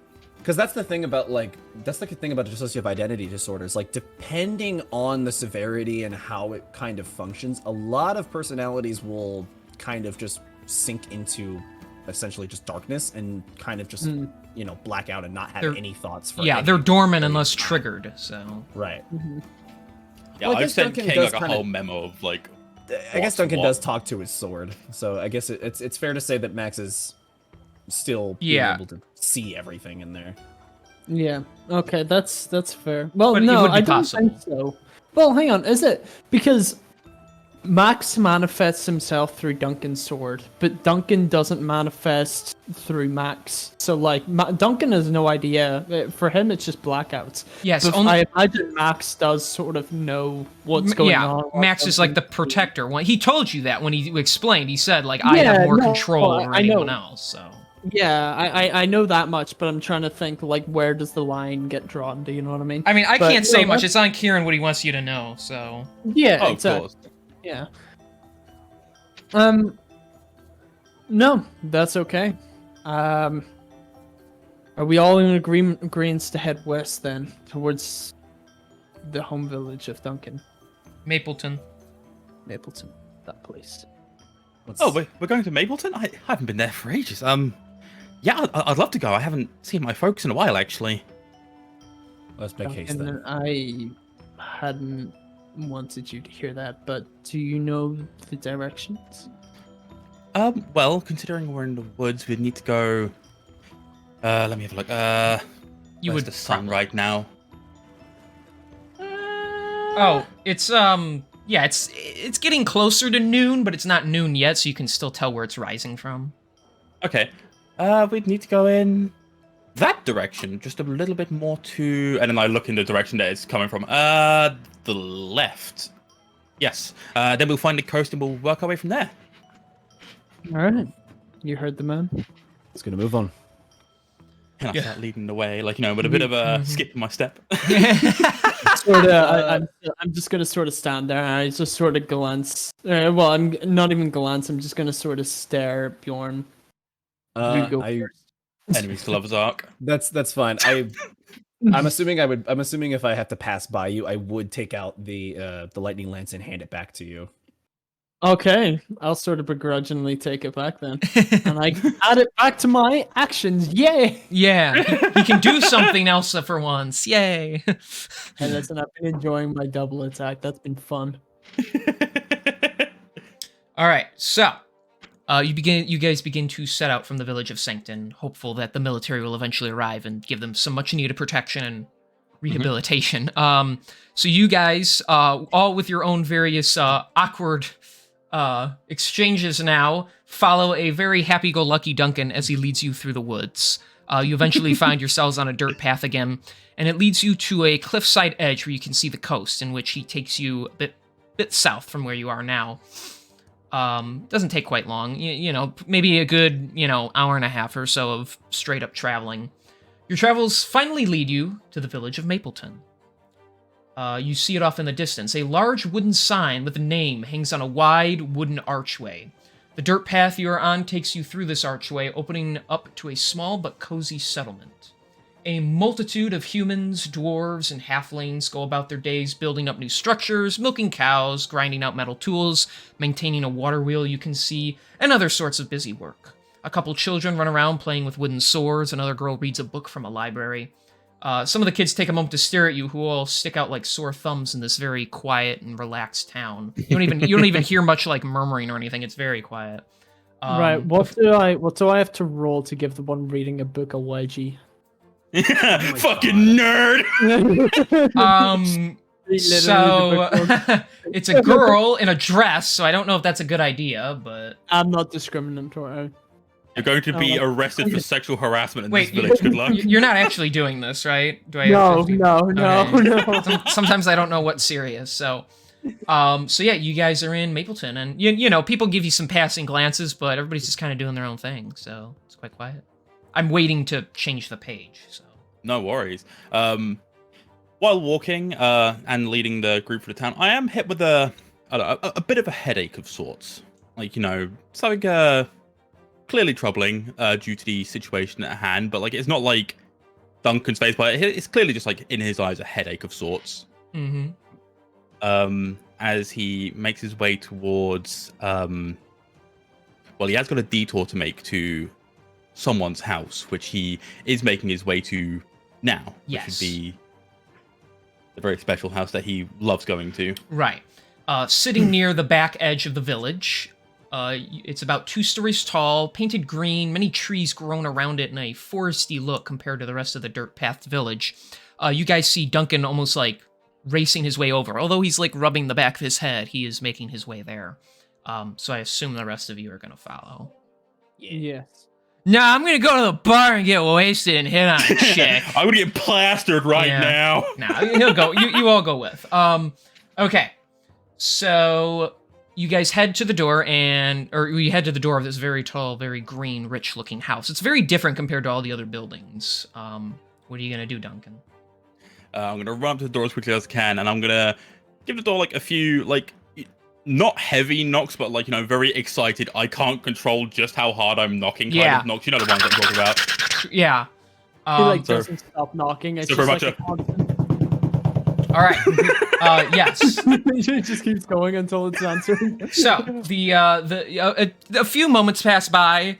Eventually, the man that answers the door is a middle-aged elven-looking man. He has long black hair, dark green leather armor, and an odd-looking metal bow strapped around his back. He just at first greets you all with a warm smile. Hang on, let me just change the page real quick here, and you're all gonna find yourselves. Hang on, it's not loading. All right. Oh, this is a very pretty looking place. I like this. I like this a lot. I put a lot of work into this one, so. Wow, this is sick. You'll get your time. Yeah, I was able to make some use of the various character features that Roll20 provides. So, I love it. Nice. I love it. Thank you. That's so fucking cool. King likes to get a little creative from time to time. All right. Oh, so, for sure. Smiling at you all, he looks down at the young man before him. Duncan, my boy, it's good to see you. Oh, Mac, it's good to see you too, man. And I because of the fact that he's pretty much helped raise me, I do go in for a really tight welcoming hug of sorts. He steps back and whoa, easy there, but he does wrap his arms around you and pat your back. It's good to see you too. And he's like, these must be your friends. Please come inside. And he just kind of beckons you all inside his little living arrangement here. So just so you kind of follow in. You do notice, although it doesn't really acknowledge you, a bear, but it looks it appears to almost not be real. You can see a faint glow to it, but it is a bear that just kind of gives you the side eye. It's the boy. He's back. I'm surprised no one yelled whenever they saw the icon, the character icon. I was waiting No, for I it. knew it. I Yeah. knew it. I knew who it was, Yeah. but like, fuck. And the odd-looking bow. The bow is still here, buddy. So, Yeah. taking you inside, you admire the bony heads of slain creatures mounting the walls. Tree-like wooden pillars support the white interior walls. Several shelving units hold many bizarre-looking items and old worn weapons.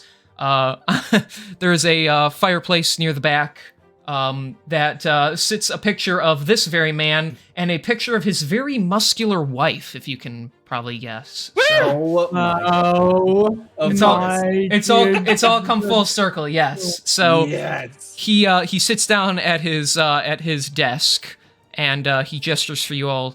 Please make yourselves comfortable. Any friend of my boy is a friend of mine. Thank you for your hospitality. You must be the adventurer that Duncan had told us about. Quite the one. My name is Macintosh. It's a pleasure to meet you all. Pleasure to meet you as well. My name is Bjorn. We've been traveling with Duncan for quite a while now. Hey, you look like that guy that he was kind of obnoxious with how nice he was, but my dad, the orc, he said you were really cool. Oh, your father, for an orc, would you say he's a rather hairy fella? Yeah, you know him, right? He's your buddy? Yes, I do know him. Your father, he was a very bold individual. That's what he said he was all the time. Oh my gosh. You're the guys, this is the guy. Guys, this is the guy. Can you believe it? I see you I received a letter from your father quite some time ago. He talked about his very own son that he created. And how's the bar doing? It's doing great. I mean, my dad doesn't go in there much, which means he said something about it being out of business, which I think is a good thing. Oh my god. But he just kind of sits on the back porch drinking a lot, which seems to make him happy. My. Oh god. It's canonically an alcoholic. I mean, honestly, I'm just impressed that he knows how to write. Like, really. No, genuinely. And he pulls out a letter and he's like, well, it's just a picture of him with this sad expression drinking a bottle, but I can kind of gather from that. So You know what? That's fair. I get it. Yep. I wish I was Oatmeal gonna was here guess- for this. I was gonna guess either that or his partner writes the letters for him. Yeah, yep. Bruce the Shark writes it. Yeah, Bruce the Shark writes it. So I have to say, I want to roleplay, but I have too big of a grin on my face. you can't sound that happy right now. Yeah, I can't. So Macintosh wraps his fingers around one of his knees. So I must ask, what brings you all here to my humble abode?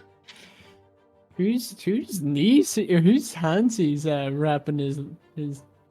knee? Can you use English, know. please? He's sitting there I with like can't. hands around the one knee. Yeah. I can use English. I'm too happy. No, it's only your first language. It's okay.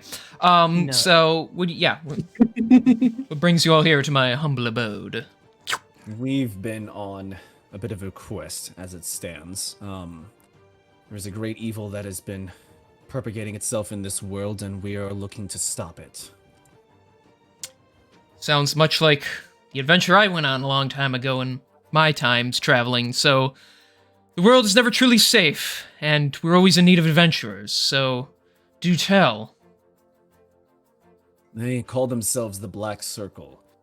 They're a group of very powerful individuals, each with their own speciality. They follow a man known as Christoph Goodwin. He's a paladin who broke his oath, and now follows a deity he calls the Dark King. He plans to, well, in the way that he describes it, he plans to forcefully evolve this world to make it stronger for the next calamity. And anyone that isn't strong enough to withstand it, they will die, unfortunately. He puts his elbow on the table and kind of like rubs his temple. This is happening again. Whenever a deity promises you something, I should know from personal experience, the deity will take a lot more than it will ever give you. So whatever this Christoph of yours, whatever he believes in, he's likely being played. However, if the claws of this deity have been wrapped in him for as long as I feel like it might have been, it could be too late to save him. However, It's not too late to save the world, for deities themselves cannot influence the land unless we assist them. So if you work against them, you can hopefully stop all this from happening. What is it I can do to help you? Well, as you know, I picked up that sword a while ago, with that Max in it. And he suggested that I come home and maybe see if you got any potential supplies we could borrow for the trip ahead that may aid us. Yes. How is your sword friend doing? I hope he is taking good care of you. He does his best. He's a little grumpy as usual, but he does his best. I'm sure he does. I'm very proud of him and what he does to take care of you, all of you. Is it pretty obvious that he's like, he knows exactly what's going on, but he's like, doing this for Duncan? Shit, I mean, that's kind of metagamey. I don't know if I should be answering that, so... Should I I'll say roll insight? Yeah, roll insight. If you roll insight, I'll give you a proper answer. Okay. I wasn't sure if, like, he was making it, like, not obvious, but, like, to everybody, obvious to everybody that is not Duncan. Mm-hmm. Fuck, that's only 3. You have no idea. As far as you could assume, maybe he's just like, oh, that's very good. Like when a kid shows you a drawing, but it's not a good drawing, but you have to tell him it's good. You know, that's where I was. That's kind of where I was going with that. Like I was kind of just like, okay, does he actually like know what's going on? That's the vibe you're getting, but you're not. You don't know. Maybe he knows everything. You don't know. So yeah, okay, fair enough. Yeah, it depends on what you need exactly. I mean. Our little village here kind of just stays away from all the chaos of the regular world, as you might call it. But, if you need food in your bags and, some clean clothes, we can have them washed for you and such. That'd be wonderful. Like, anything that can be provided to, like, help out would be wonderful because, well, considering this, we've come all the way from, Alakara, That's where we all met and we made our way back here. You've made it all the way to Alakara already. Wow, that is very impressive. I'm surprised. I didn't think you'd be traveling across the world so quickly. Are you having fun? Oh, it's been wonderful. I've seen a whole bunch of sites that I've really enjoyed, met a bunch of really interesting people, and overall, it's been really nice. Like, honestly, like, it hasn't lived up to any of the stories you've told me, of course, but honestly, what could, am I right? It's all really nice, though. Don't worry, and through enough experience, you'll grow to have adventures just like I did. I'm sure you and your friends will, who knows, maybe you'll save the day, save the world even, one time or another. Lord knows I've done it many a time, and that's why I came here to retire after so long. But speaking of which, I do have a couple things for you. And he reaches into his desk drawer and he pulls out things. Here, Duncan, this little one's for you. It should be easy enough. And he flings to you a little green ring. Ooh. That there is very simple, but it should protect you. It is a ring of identify magic. Using it, or it's technically detect magic, but in his world it was identify magic. So, that little there, if you suspect something's magic, all you have to do is point that ring at it and speak the word, speak a phrase or such, even just say detect magic, and it should just let you know if it's something you need to look out for. Oh, cool. Thank you. Of course. I found it a little while back, and I thought of you the moment I found it. As for the 4 of you, I'm afraid I don't have gifts for everyone, but if someone is interested, and he pulls out a blade. This is a blade an old friend of mine had. He gave it to me after he decided to retire from his own job. It is called Whisper. It is a dagger, and it allows you to teleport to the location of where it is thrown, should you need to, and you can bring the blade back itself. Anyone interested? And he's kind of like holding it between his like thumb and index fingers. I'm pretty sure we all know who exactly that should go to. Do you just want to agree to give it to Rizzler, or? Yes. Oh yeah. Okay. It would best suit him. I mean, I'm fine with whatever, but thanks, guys. He's not even here and he's getting a present, so he walks up and takes the blade from him, so we'll have to remind him that he gets that now. Yep. Wonderful. Is there anything else specifically I can offer you? Not to my knowledge. Maybe we've been traveling for a fair bit today. We're going to have a look around the town, see if there's any other services that could potentially offer us.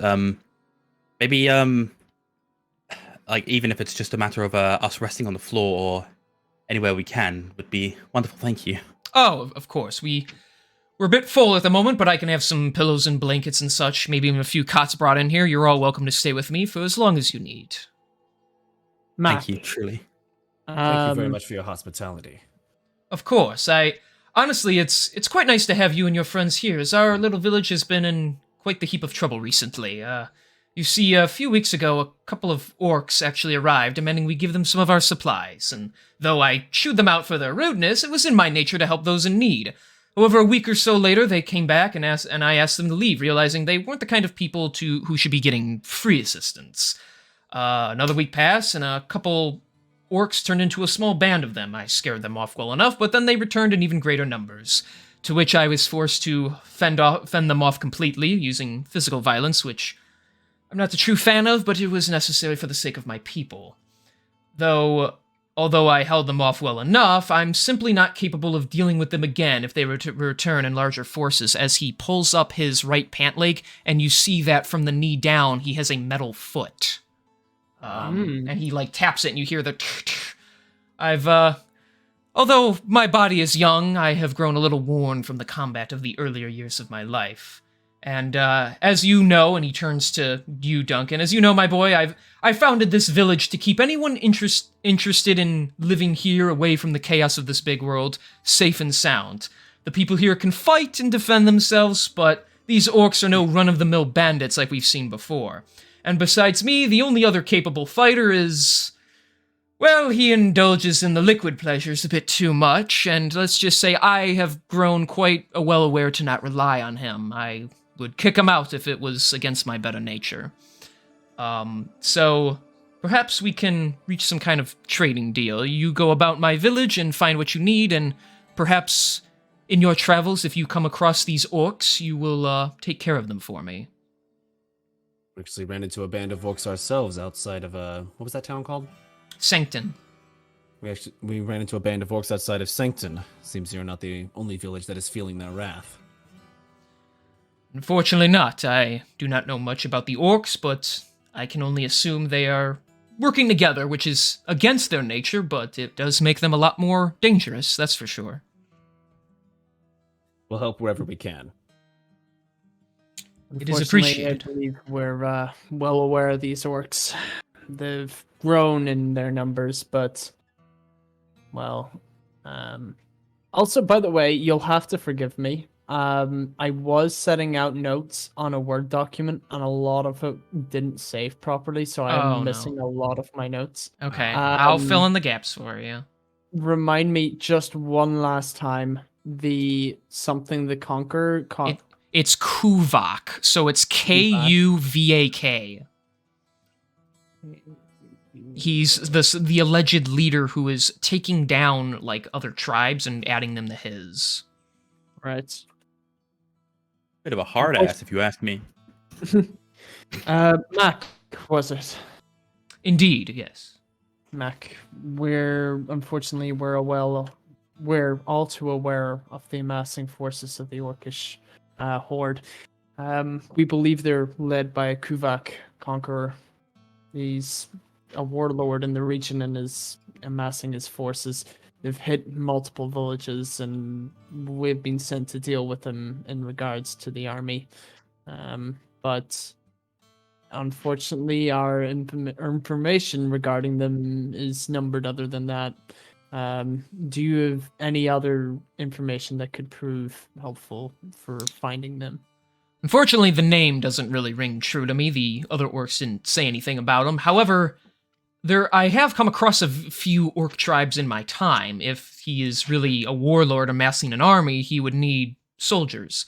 If you just go, I don't know, about a day's journey south of here, which, if that's where you intended to go anyway, for your travel against this black circle, you would find these various orc villages. They're less inclined to just attack people on sight if they haven't been raided themselves, so you could possibly get information about them regarding where this Kuvak is. I will give you a bit of advice. When it comes to a vicious fiend amassing an army out of fear, the smartest thing to do is just cut the head off the snake. As much as I'm not a big fan of violence, it of course is necessary at times. If you simply slay this Kuvak, or at least get him to submit to you, then likely the rest of his forces would simply disband as they have no one keeping them all together. Surely would they not band together and form a new leader? Quite the contrary. Orcs believe in dominance even over their own kind. If he is stealing tribes, it means he is slaying their leaders and forced them to work for him. If he were to die, then yes, new leaders would arise, but they would likely spend too much time fighting each other than instead of coming for us. Understandable. Hey, my dad was an orc. Yes, he was. He was but he was a noble orc, unlike these fellas. Yeah, he was a nice guy. He's a nice orc. Very cool orc. Very cool guy. Interesting. Well, thank you for this. I may need to ask other information regarding sensitive matters. And Vicindy he glances towards Duncan, but doesn't really say much, and hopefully Macintosh understands what he's implying.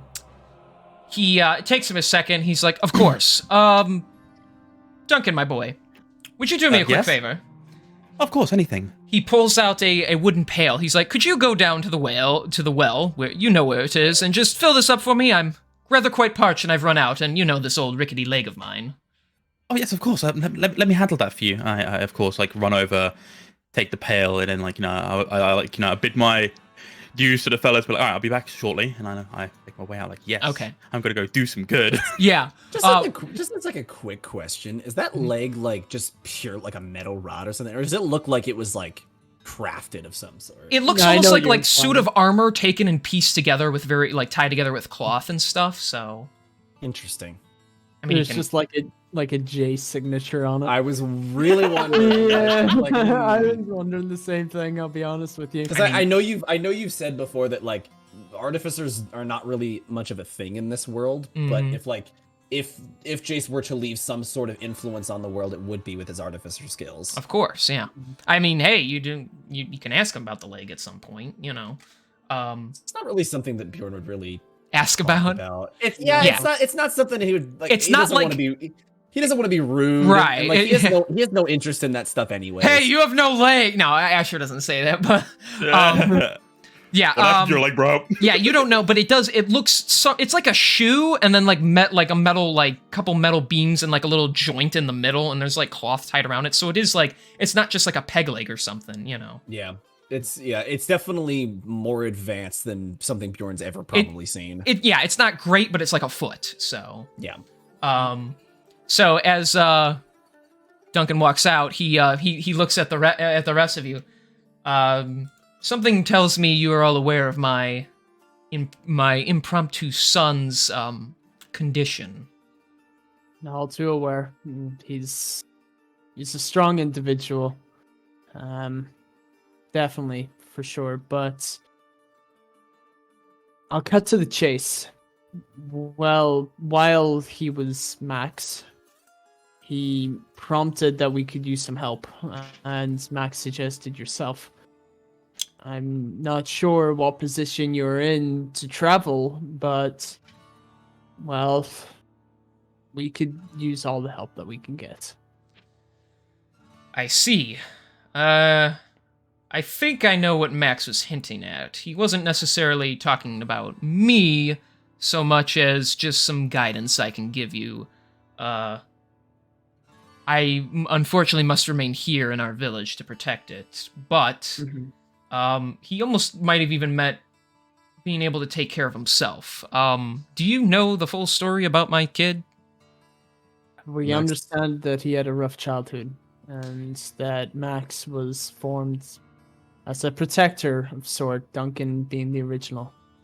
I can tell you about all that we know. I can tell you what I know. Duncan grew up here all his life. He was born here.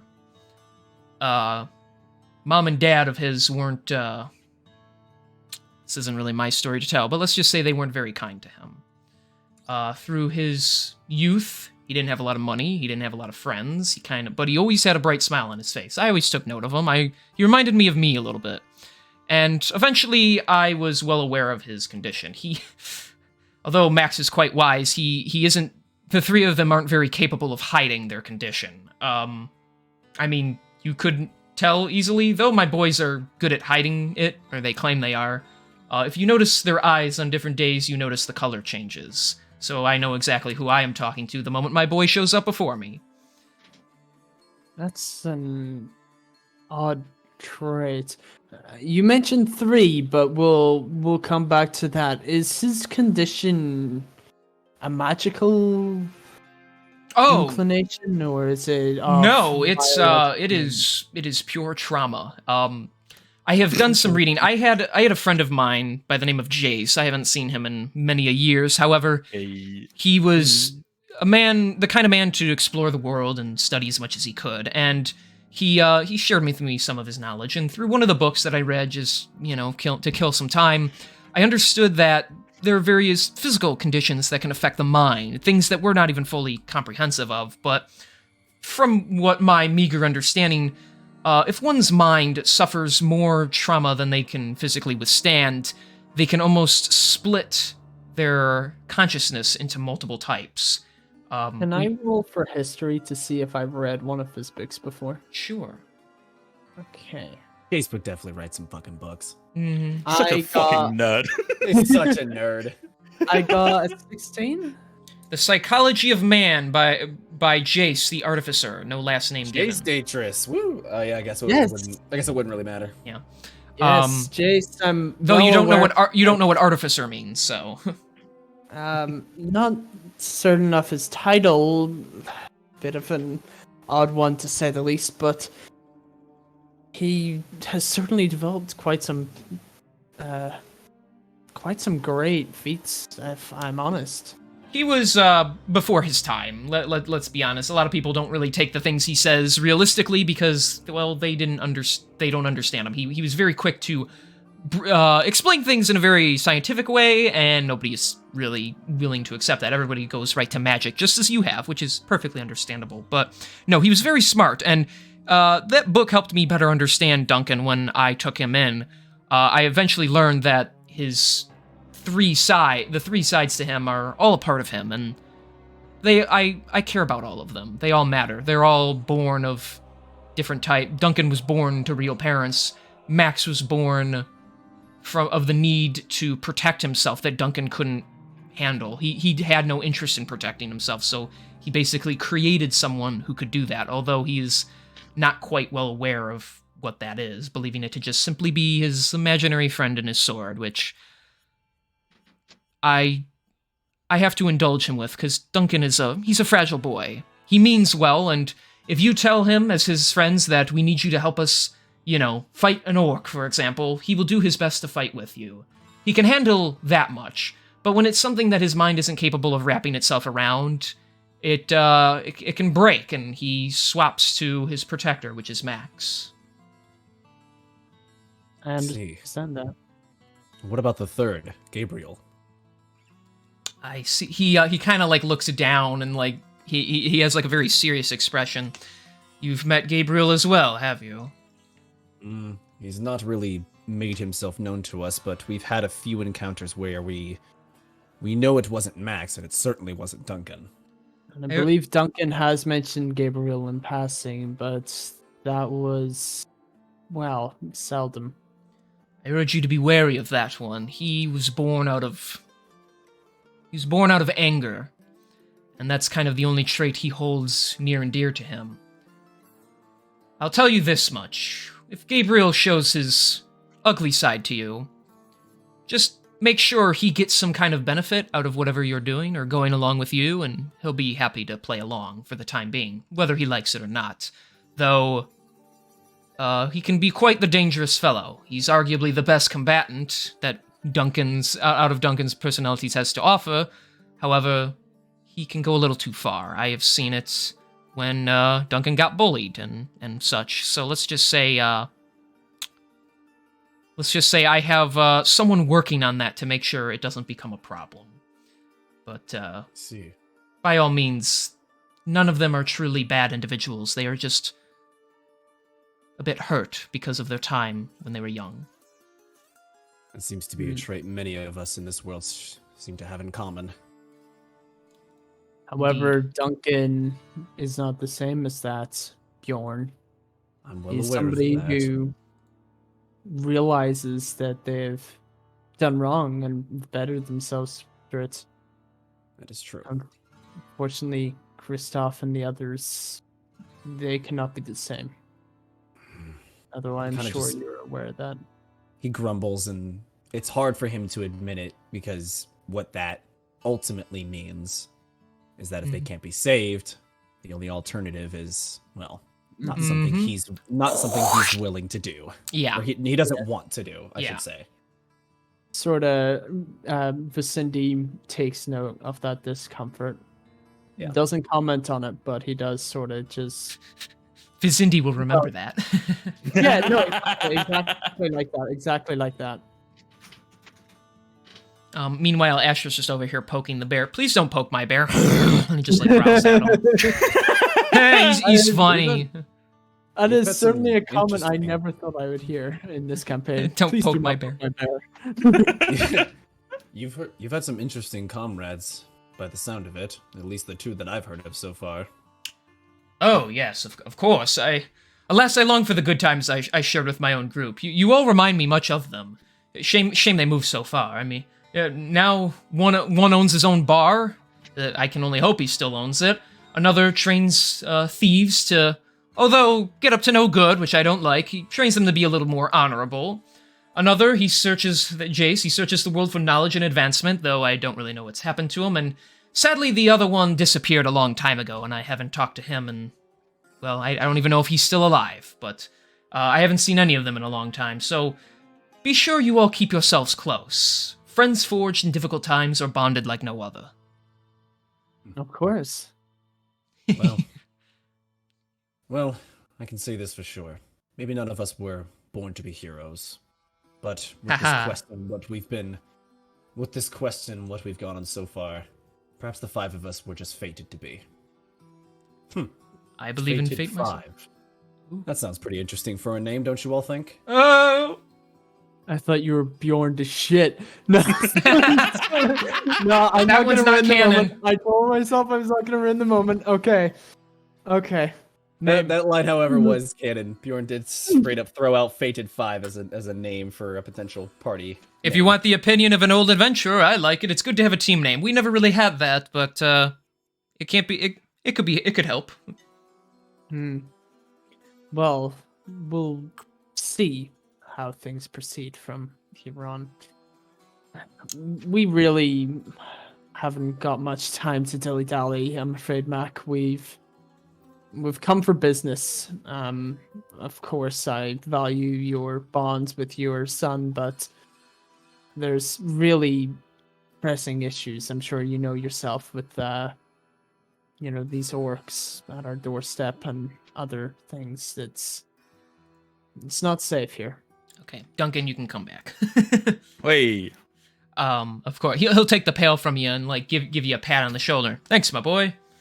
I gotta sit down again because I'm pretty proud of myself. I'm like, yeah, Yeah, I'm you his got boy. that water. I Yeah, got that motherfucking water. Of course.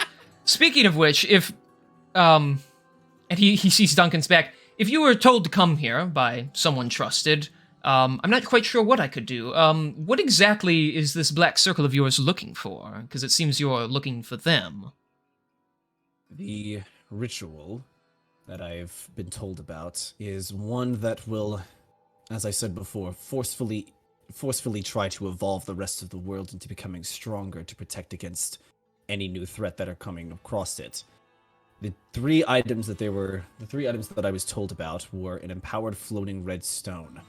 According to one of the members of the circle, they have a contact in southern Caldurum who is in possession of it currently.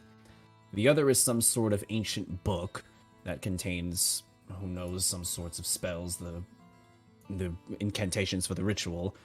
As of right now, we're not quite sure where it lies, but the Black Circle themselves are going to go look for it, and they need a small vial of blood from a pure-hearted individual. Well, quite interesting, to say the least. Did they describe anything about this jewel?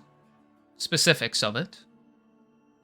Only that it is a empowered stone, a powered redstone that is able to float, as of sorts. And he slaps his hand on the desk. Please don't say ruidium. No. Okay, good. I was about Could you to imagine? Like it wasn't Imagine. it wasn't until you started tie-in. talking about it there now, I was like, whoa, imagine No, if it no. was ruidium. No, it's Like not. a We're not fraction tying in of that a much. cell. Holy shit! Now we're getting. Yeah. No. Crazy. Now he slaps his hand on the table with a shocked expression. Oh no. Well, You know of this. it's only a hunch, but I've heard stories through passerby of a very strange. They said it was a red orb, but it floated and it would hurt anyone who tried to touch it. It has a few names. Supposedly it came from the sky, but it was called the Stone of the Primordials. They were ancient beings who lived here well before any of mortals, well, as far as I have heard, though none of them exist anymore. The fact that it came from the sky begs the question that it's not actually from the Primordials, but they call it the Stone of Primordials because, well, let's just say the people of this world are not very well educated. And through no fault of their own. However, Well, if this stone that you're seeking is to be used in a ritual, it is quite powerful, so it very well may be capable of shaping the world in however this Kristoff views. That's what we're afraid of. Do you have any leads on an exact location of where it could be, or? Alas, I'm not entirely sure. You were told it was south of here. There is a city, well, it's more of a town. The town of Udra. It is up and coming. There's a few hundred people there. If there is a contact, it's likely there. Though, that's also where a lot of the orc activity is, so... just tread carefully. It is literally just directly south from where we are now. How do you spell that? That's a good question. Let me double check my notes. Fair enough. Yeah, it's Oodra. O-O-D-R-A.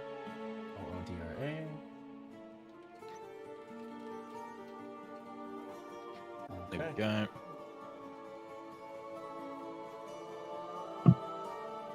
Alright, I've taken note of that. Take a note. Take your notes, bitches. Thank you very much. You've been more than a help for this endeavor.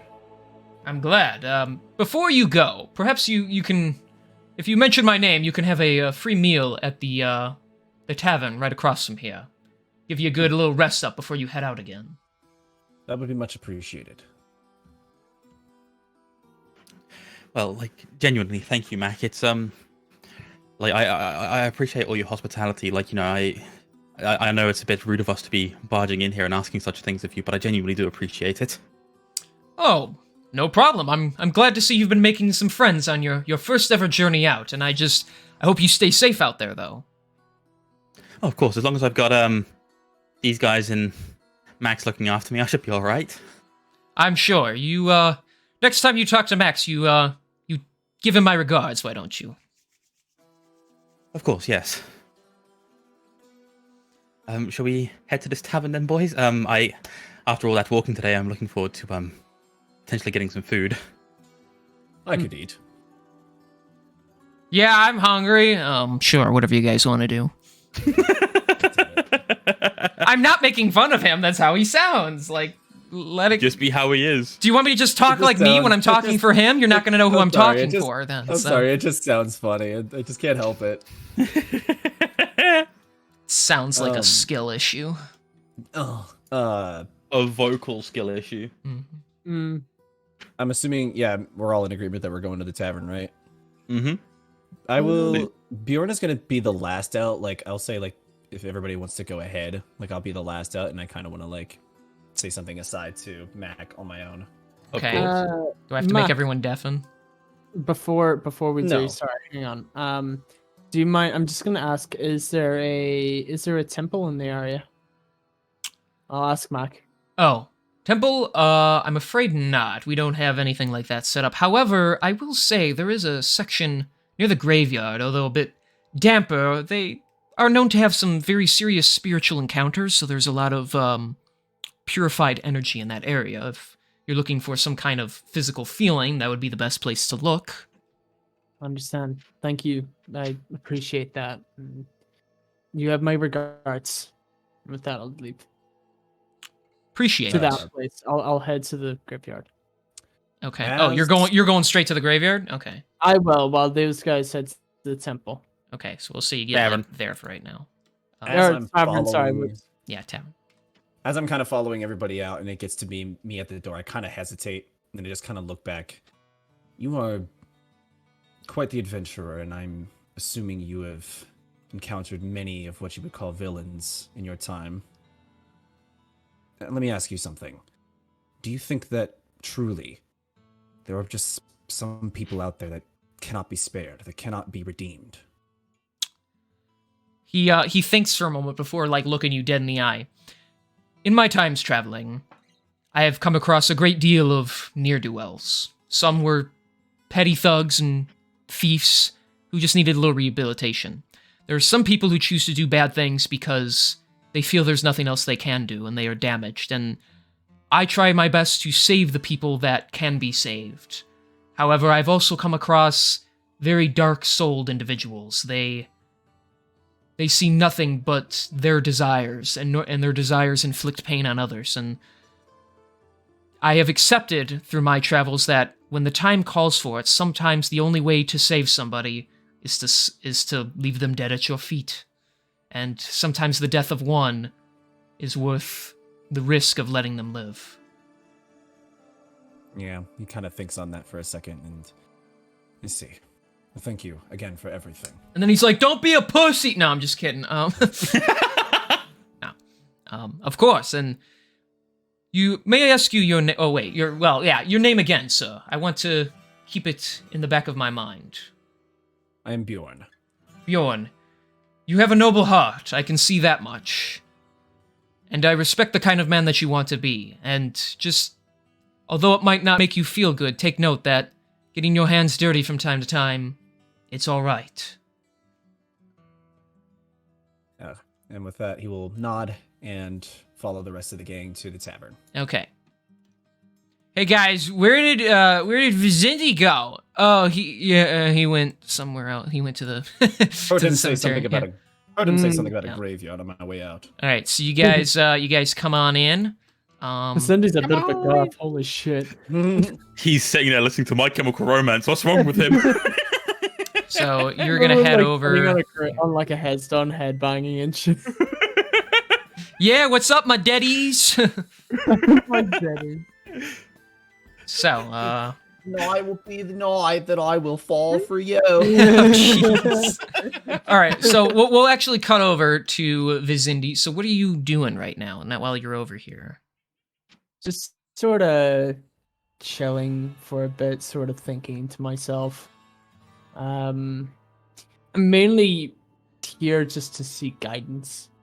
Okay. Seek, what, am I right to do this? Is this what, is this what my God has said? Is this, is this, would he approve of this sort of thing? And I'm not really saying anything. I'm just sort of sitting there, Mm-hmm. Sort of more meditating than praying. Okay. Just waiting for some sort of sign, I guess. To know if you're on the right path, would you say? Yeah. Okay. Yeah. To know that what I have done is just. More, to see sort of, is Bjorn correct in what he does? That sort of thing. Okay. It's quite calm where you are. I mean, you're literally sitting by like gravestones and stuff. Though the area is quite clean and well kept. Eventually you hear some tweeting, and you look up at one of the trees nearby, and you see some birds. And you see there are two different kinds, and you notice the one has a wounded wing, as it is. It's almost like it looks like it's gonna fall off. And the other bird, though it is not the same kind, it does its best to use its wings to try and push the other one back onto the branch so it won't fall off and hurt itself further. you can interpret that however you want, though you know the tweeting was loud enough to get your attention. I sort of... Well, I just sort of look up and said, hey, you are always there, even though maybe sometimes I don't realize it. Thank you. And I grab my sword and shield and start making my way towards the tavern. All right, and then as you make your way, making my way downtown. And then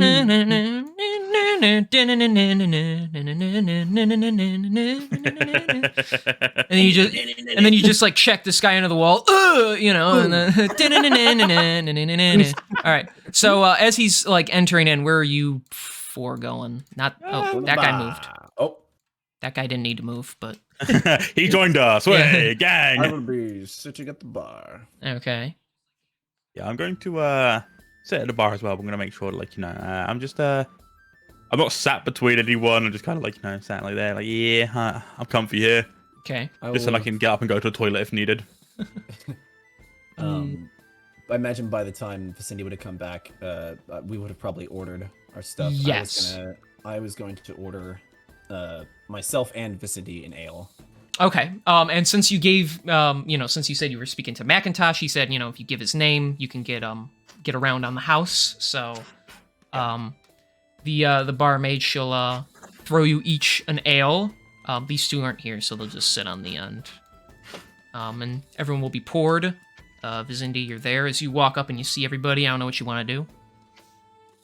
I'm not going to sit, but I'll sort of catch Bjorn's eye. I take it Are you looking at me, Bjorn? Or? I've looked back because I've been keeping an eye on the door for whenever you came in, and I would have showed you that, hey, I've got your ale over here. All right, I'll not sit, but I'll just sort of post up, you know, at the bar, you know, sort of cross my arms.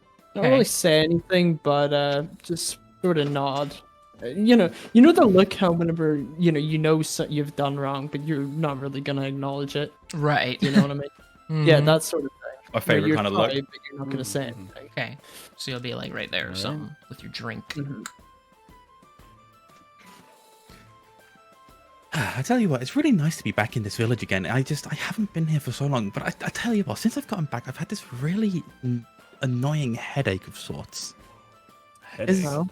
I don't know. Have you guys had like, have you guys like felt anything? Like, I don't know. Like, I don't know. I've heard like rumors that like, you know, different surfaces on like the planet can like, you know, cause like headaches due to like rises and lowering in pressures and such. Like, I don't know. You guys been affected by it? I mean, you guys are taller. Maybe it's a different kind of pressure area up there. I know, you know what I mean? Wow, now we're making height jokes. Jeez. He just housed the weather up there at us. Like, Yeah, I was about to say, yeah. He also hit Rizzler with that too, because he's 3 feet. So I'm gonna make that canon. That's what he says. That's what I'm gonna make it canon. What's the weather up there like? No, I haven't experienced anything like that at all here. Sounds to me like you just haven't had enough to drink yet, Duncan. Perhaps let's not get our friend inebriated before we set out tomorrow. Well, Yeah, whilst what we're- I am going to have a few whilst we are here, though. I mean, this is a nice little town. I want to at least soak in a bit more than just the scenery, if you know what I mean. When was the course. last time you were here, Duncan? I'm going to say about 1.5 years. Well, actually, it's been longer than that. I can't even quite tell. How long have I been gone? You know, I can. I left when I was about 18, and I never really kept track of my age. I don't know. Wow. It's been several winters, though. It's been a while. Interesting. Well, I'm sure it's a nice feeling to be back despite the headache. So let's enjoy it while we can. Oh, indeed. And then with that, I grabbed the tankard that's in front of me, and I just start gulping. Oh, God. Like like we were about to start drinking, but then I just sort of I just realized, you know, how viciously he's drinking, and just sort of put the tankard back down on the desk. Like, I don't know. I need to be sober for this. The barmaid eventually, she keeps making her rounds, and she'll offer you guys refills. I guess Duncan's gonna keep taking them. It's good to see you, Duncan. But I should warn you, you might not want to be here once we're you might not want to be here much longer. Very good accent. I'm How sorry. come? You're okay. Oh, it's just nothing in particular. Just and she looks out the window. We're getting close to the evening times, and well, let's just say you don't want to be in my tavern at that time. But you're welcome to stay. I just she looks at you guys with like kind of a concerned look. It just might not be in your best interest, is all. Oh. Well, I appreciate the warning. I think whatever comes, I can more than adequately handle. I've got my friends here now. We've been on the road for quite some time. It should be all good. Has there been trouble around here lately? Not the kind of trouble you might be thinking of. It's just one of our own. He's quite the rascal himself, and don't worry. It is nothing the boys in the back there can't handle. And she nods at the rangers at the back, and they all have similar armor to Max, and they kind of give her a nod back. We'll take care of it, Beatrice. Oh, what a lovely name. A disruptive one. How nice. It's, he didn't used to always be that way, but, let's just say it's been a long time since I've seen the man happy, and, well, we just don't take too kindly to him being around anymore. But Macintosh refuses to get rid of him. Oh, God. Well, you know how... Well, you know how Mac is. He's very kind, very welcoming, and he wants to see the best in everyone. He's not one for, like, turning people away just because of a few bad deeds. He likes to help. You're much of the same, Duncan. Wouldn't you say you'd rather give people a second chance? Well, I mean, yes, of course. It's, well, Mac essentially raised me as the way that I was brought up to believe, and, it's just something that, I believe second chances are important, but I also believe that sometimes people can take that too far and, use it for the wrong reasons. So I believe that while everyone does deserve a second chance, I do believe that second chance should only be extended so far. You know what I mean? But of course, well, this one, She begins to, like, turn and, like, make her way out, but I don't know if he is worthy of one anymore. Just be careful with yourselves. She kind of goes back to work, so... Thank you very much. What a lovely woman. Growing up, I had a crush on her. Oh, you just like big, strong women, older women. Of course you do. Yes. It's after his father. Yep. Bjorn literally will just kind of mumble under his breath, like father, like son, I see.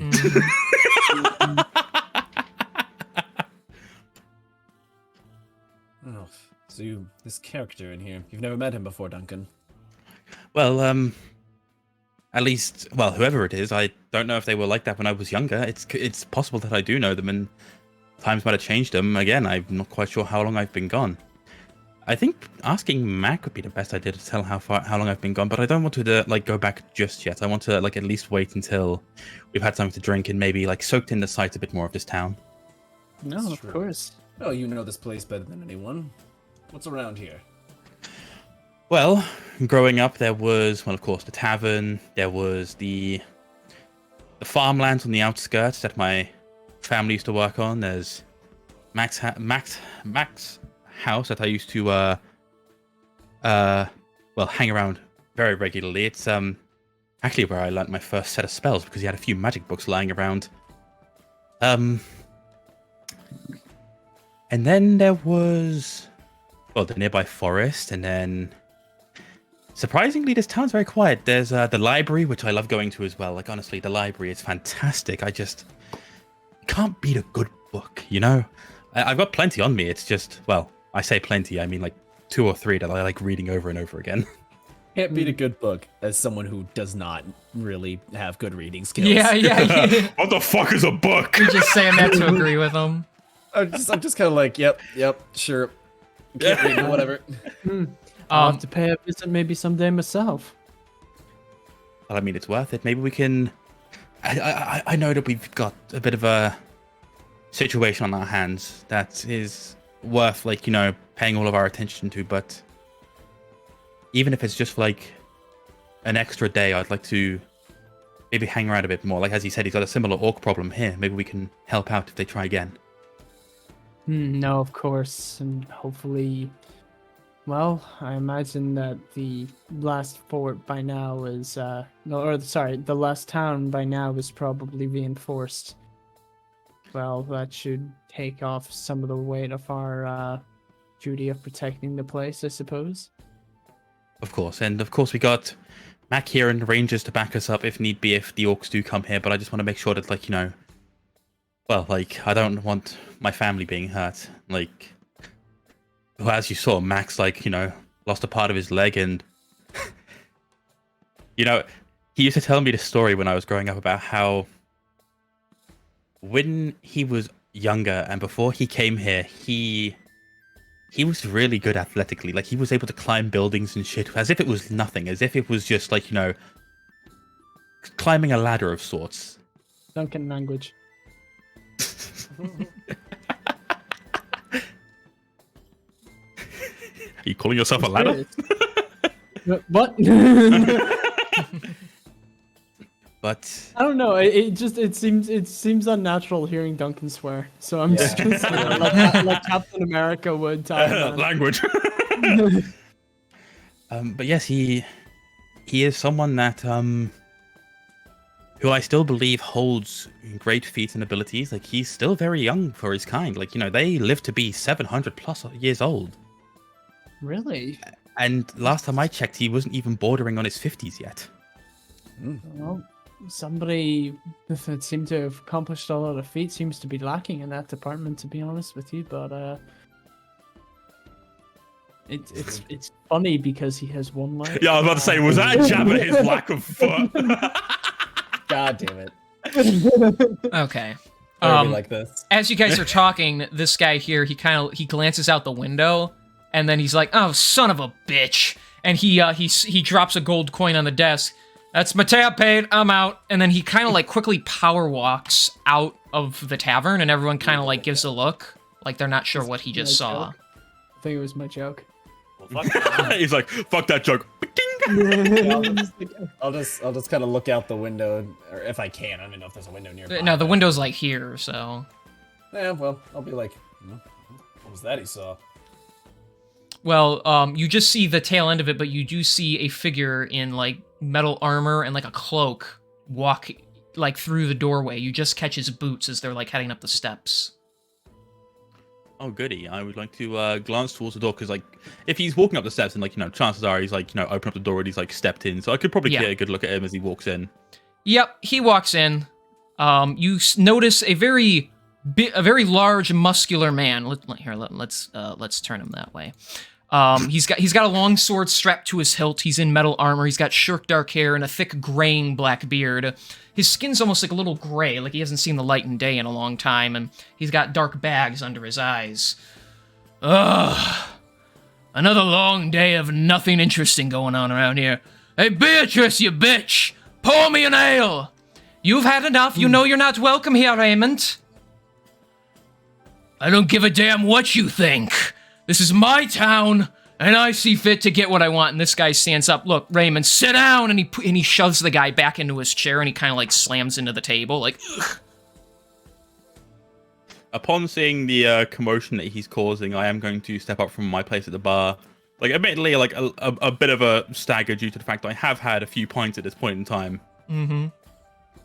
Well, now, sir, I am going to tell you right now, if you're not going to be polite, I would like to ask you to leave. Like, holy shit. What the hell are you doing here? I thought I ran your ass out of here a long time ago. You fucking disgrace. Well, now that's not exactly a nice thing to say. I was born and raised here, and I left of my own accord. I can come back however I wish. Born and raised here. It's my regret not having your mother swallow you up a long time ago, son. Can I pick up a chair and smack it over his head? You can. And can I get stealth? Can I get stealth damage or sneak damage with it? You can certainly try. Roll to hit. All right, sicko mode. Let me see. What do I roll? Just Roll to hit. D20 or because because like usually I would hit like the Roll to hit unarmed you know, strike, the I guess. Okay. That's a 24.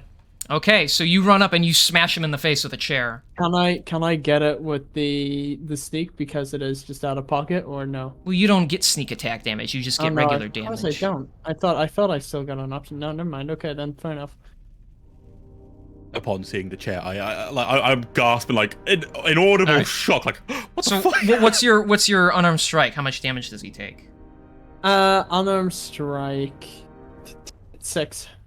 Okay, so I'm just I'll make a gonna- note of does, that. So you run up and you just smash this chair can, and he Just like smack stumbles it into the with my- table here. Yeah. He like there's like a gash in his face now, and he like touches it.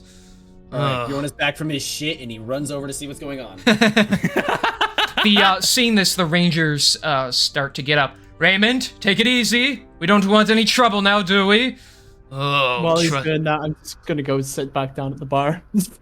That's it. All that. Finally, things are getting interesting around here. So, Duncan, tell me, is that a friend of yours? You always want to surround yourself about people who could do your fighting for you. I'm gonna pick up another chair. Okay, he draws his blade at this point, and he just whistles. Hold on there. You take another step towards me, and you won't live to see the light of day. Cindy's just gonna. And the elven guys they run up and they get in front. Okay, we're not doing this here. Hold on, Raymond. And they get in front of both of you. As they're doing that, I'm not gonna run to him. Like they can stay in the middle, but I'm just gonna sort of walk around. Be like, They're gonna try and like manage this situation. I'm gonna sort of go to the door. I'm like, honestly, it's like no one's ever told you. I read in a book. It was a good quote that I live by. And I sort of grab the door handles. And I believe that you could learn a thing or two from this. I sort of lock one of the sides of the door. Oh my god, please tell me it's gonna be Manners. what I think. Yes! Lock the other side. Make it. And Yes! then I do the bottom half. Man. Yeah! I turn around and I'm just gonna stare him dead in the eye and say, well, are we gonna do this or not, boy? Oh, gladly. Very well. Alright. If this is what it calls for, boys, get out of the way. We're not doing this. Not in the village. Someone get Macintosh. He locked the door, damn it. How am I supposed to get out of here? Climb out the window. So this guy starts climbing out the window to try and get Mac. You know, Barrett, while I appreciate the sentiment, there are still patrons in here. Perhaps we should have taken this outside. Yes, maybe outside would be a good idea. I'm not really looking to disturb Beatrice's bar. You're not getting any dirt in my bar, I'll have you. Take it outside. I don't want any of this. Someone get the chief. Yo, guys, what's going on? I'm trying to get wasted over here. I'm gonna sort of call over to Bjorn. Yeah, well, where you see patrons, I see chairs, and where I see chairs, I see weapons. Now get the fuck over here.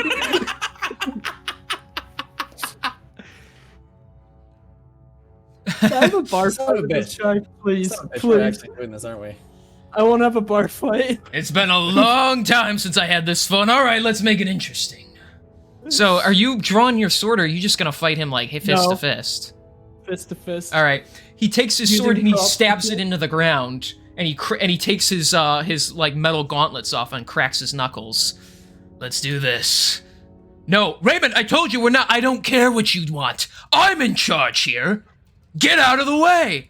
Damn it! I hate when he gets like this. He's already drunk, and so they stand away. They get out of the way, and so hang on. Now I gotta flip him back. All right, big man. Show me what you got. I'm gonna show you what happens when you talk to my friends like that. I'm gonna roll to hit. Okay.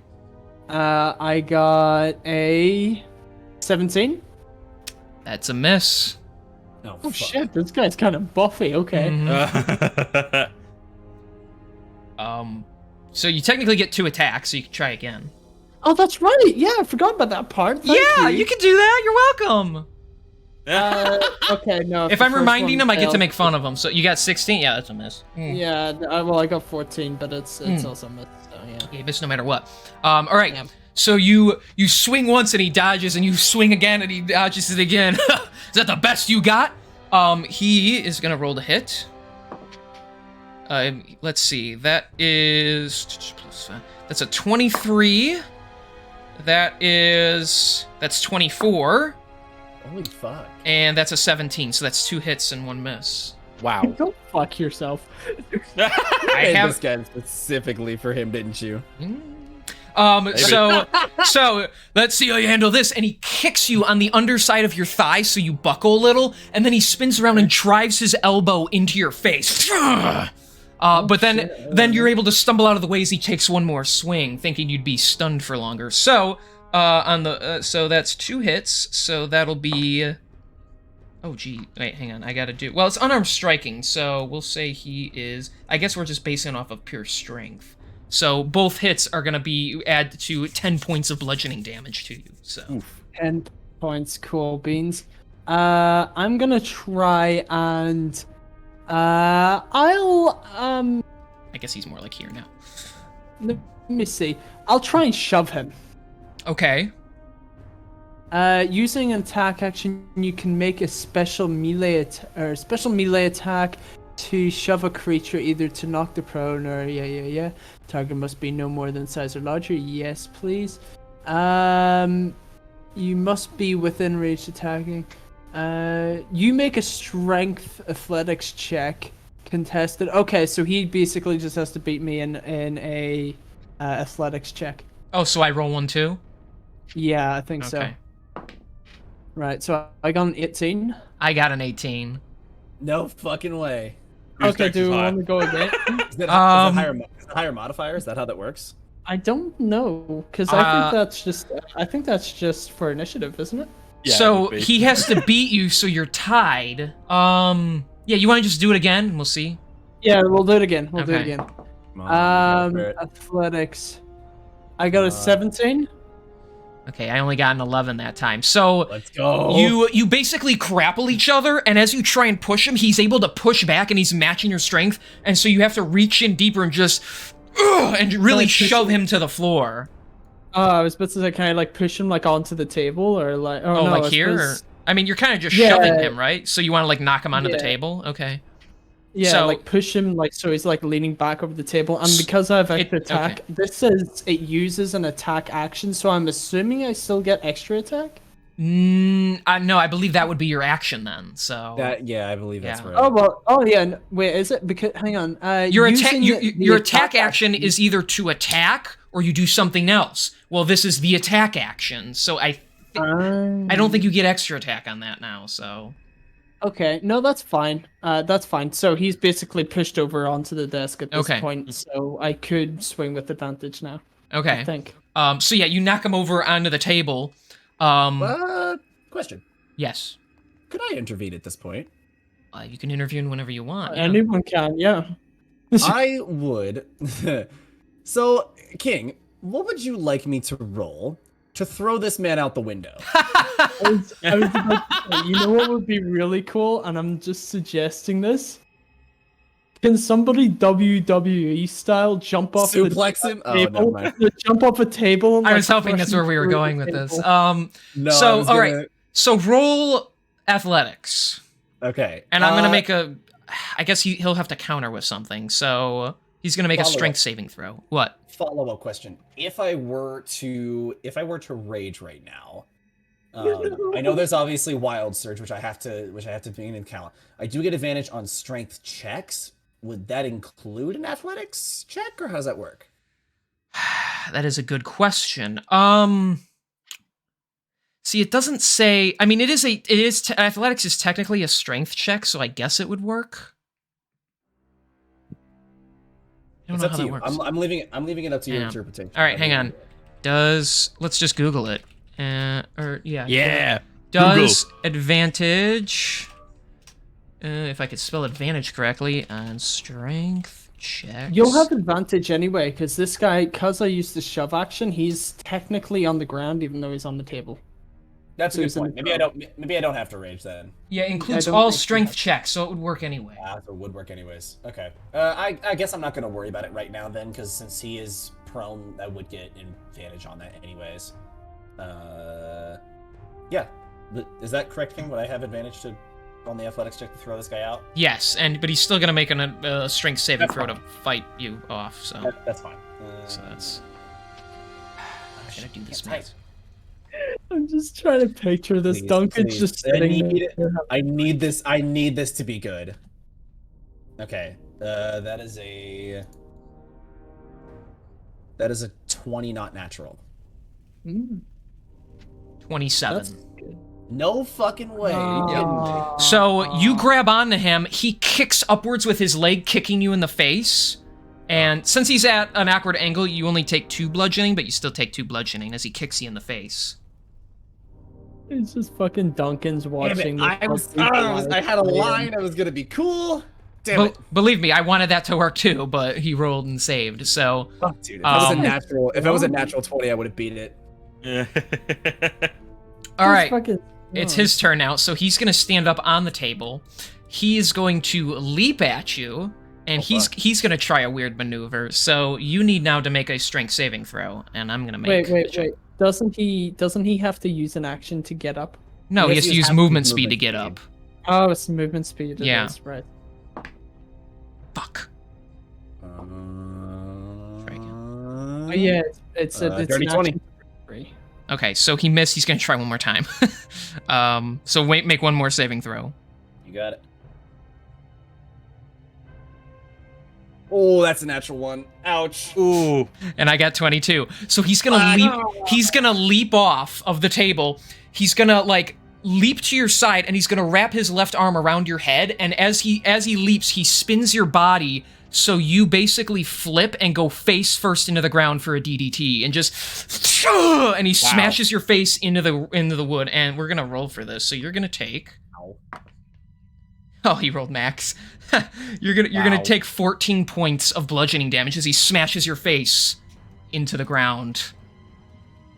You of course just can pick yourself back up, but Yeah. come on, boys! Is that the best you can do? He's one brutal drunk. Like he fights Not. really well. Well, he's not fully drunk yet, so because he was coming here to get drunk. Not even close.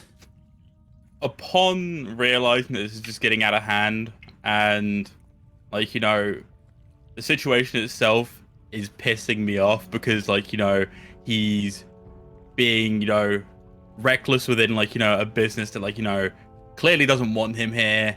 He's acting like he's hot shit just because of his fucking armor and such, and whatever role he has, despite the fact that the founder's literally chilling inside his own house just across the street from here. Oh yeah, he'll be on his way now. So I am going to get up behind him, and I'm going to shove him to the ground as hard as I can.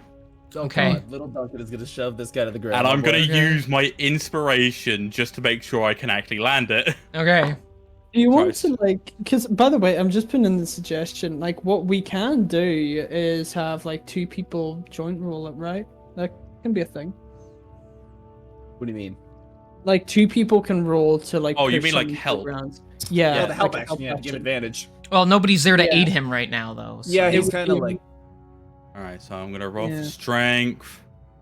That's a 17. I'm going to use the D10 anyway, just in case. Might as well, because this dude's got high strength. And that's a 7. That's So 24. 25. 24, 25, yeah, I think. You said 17, right? It was your first roll. Yeah, 17 Yeah, plus 7. So 24. Okay. I got 23. So you Just do. barely. You're able to shoulder check him down to his knees. I asked you to leave. Please, can you just do that? Because otherwise, I'm going to have to get higher authorities involved, and I would rather not do that because he's already got a lot on his plate as is. Higher authorities. You always chose that bastard, cause he was easy on you. And he looks at you and he spits in your face. I can't no, believe you're fuck actually. that shit. I can't believe you're actually my son. You're a disgrace. I can't believe your mother gave birth to you. I wish you not- were nothing nope. but an accident. As soon as and I'm going to try my hardest to like interrupt before that happens. I would absolutely like to try again with the Throwing him out the athletics window? throw, to throw him out the fucking All right, window. try again. Oh, and I do because is he prone in this? Yeah, he shoved him, so he's prone. So you get advantage. Okay, please, for the love of God, roll 20. I really need you on this one. Fucking hell. Oh my God. Fucking. What is that? That's Can I another help you? that's another Hang on, dirty can I help 20. you? You're Oh, kind of shit. behind me right now, so Well, I could use movement speed. it's kind of a I mean, well, reactionary how do you? thing, so- He's already rolling with advantage. If you use the help, How you does that give them work? rolled with advantage. So Oh, Yeah. right, okay. No, Yeah. Also, this is more of a reactionary thing, so yeah. Right. I got he rolled a nat 20 for 28 on the saving throw. Fuck! So Oh my God. Bro, So your as- dad can, like, not. so you well, who do you think Mac was talking about when he said the only other warrior? So you grab him, and he's able to shake your arms off. He grabs you by the head, and he drops to his knees, like with your jaw on his head. So it sends like a reverb through your head as he drops. Fuck. So he just, and so I mean, this is a lot more subtle, but you're gonna take 3 points of bludgeoning damage, and now you're stunned for a few seconds. Son of a bitch. I don't like your dad. Well, Duncan isn't used to him acting like this. So he's gonna stand up, and he's gonna pick up a chair, and he's gonna spin and smash it in Duncan's face. So I'm gonna roll the hit to make sure it hits, but Yep. yeah, that's hang on, let me double check that I'm doing this right. Yeah, that's 23 to hit. So Yeah, that hits. okay, so this is gonna do 12 points of bludgeoning damage as he smashes it across your face. Yeah, let's see how Macintosh likes that, huh? You could never stand up to me. You're no man. You're still that same frightened little kid that I beat on all that time ago. Upon hitting the deck, my headache almost seems to get worse. Oh boy. Like, this town is definitely not a place that Duncan himself should be. Mm-hmm. Like, you know, hinted at the fact by, like, you know, that, like, you know, Barrett would remember, like, only why Max himself wanted to come here and why he didn't want Duncan to experience it. And I'm going to make a... Do you think it'd be right, King, to make a wisdom saving throw? Yeah, this would be the time for it. Alright. Alright, so... How do I want to do... Because I didn't exceed 10, which means I failed. Yeah, that's a fail. Well, all right. Here's what You know, you do: roll the d4 like you normally do, Yeah, and then because I like- think we said 4 is reroll, so whatever Duncan is, that's also reroll until you get one of the other two. Yeah, so I'd be rolling a d6 then. Let's see who I get. Or you could do that, yeah. Yeah, I'm gonna roll d6 because then like it would be a matter of re-rolling if I land on the one of the two. Yeah. All right. So yeah, I've gotten who. I've gotten someone else. Let me just change the stuff real quick. As like you know, Oh, no, he's gonna change the name in the game, and we're all gonna freak out. Oh God, I can't wait. there's a moment where, upon hitting the deck, like you know, there's almost like a stifled cry of like almost anguish. Like you know, my body like tenses up almost instinctively. Like you know how like you know if like you know you get like some kind of electric shock, you'd like you know go for like that moment of like seizing up for a moment. But this is a little longer. It doesn't just like you know seize and then stop. It's more of a moment where I've seized up for a few moments while my eyes roll into the back of my head as the process happens. Oh God. You should midnight. It takes a few moments, and after a moment, I kind of relax, like, and I find myself getting up from my position, completely dazed and, like, you know, not necessarily confused, but more so frustrated that I've had to wake up in this situation instead of being able to handle it myself. and you know, I look down at him, like, Raymond, my father. You call me a disappointment, and you call me fucking ungrateful. But you were the one who mistreated me. I was a fucking child. Do you know what kids do? They eat your food, they break your heart, and they take everything for granted. But that didn't mean you could! You were meant to be there for me! And all you did was treated me like I was nothing! Because that's exactly what you are! Look at you now, sitting there wallowing in your own filth, crying to me. You're no son of mine. If you were, you'd finally show me what you're made of. You want to see what I'm fucking made of? You're so lucky he's not here yet, because I will fucking show you what I'm made of. And I would like to take this moment to almost struggle between what's going on in my mind before Mac breaks in, but yeah, you can hear banging at the door. You guys, let me in, come on. We don't want any trouble going on around here. Like, before he speaks, I do put both my hands either side of his head, and like, it's almost like I'm getting ready to charge something up. It's like clear that I'm charging up a witch bolt to then, like, zap the fuck out of this guy. Okay. But upon hearing Mac's voice, my stressed and angry demeanor almost fades. I look down at my father with his head in my hands, and there's a moment where it almost looks like I'm going to actually go through with it. And I just push him down. You want me to be some heartless monster like you. But that man, outside that door, he did more for me than you ever could have. You think that I'm a disappointment. You think that I am nothing. But in his eyes, I am far more better than I could ever be if I lived under you for the rest of my life. I'm glad I left when I did. Because if I didn't, you would be in the ground where you fucking belong. Okay. That's all you do then? Yep. Okay. So as the tense in your body leaves you, your father begins to stand up, all like bruised from today's events. Figures you'd say something like that to me. You'd put me in the ground, huh? I'd like to see you try! And he draws a blade from his hand, and as he goes to swing it, the window next to him cracks, and you hear a whistle as something hits him in the neck. The blade in his hand drops, and he flops to the ground unconscious. Fuck, that was quick. We struggled like hell. Oh, we did struggled like people hell, like- but this is an experienced Mac. He knows what he's up to. And finally the door just breaks open. Ugh. Damn it. Oh, shit. And he runs over. And he pulls the dart out of the guy's neck. Oh. I see the solution has handled itself, at least. Duncan, Max, are you alright?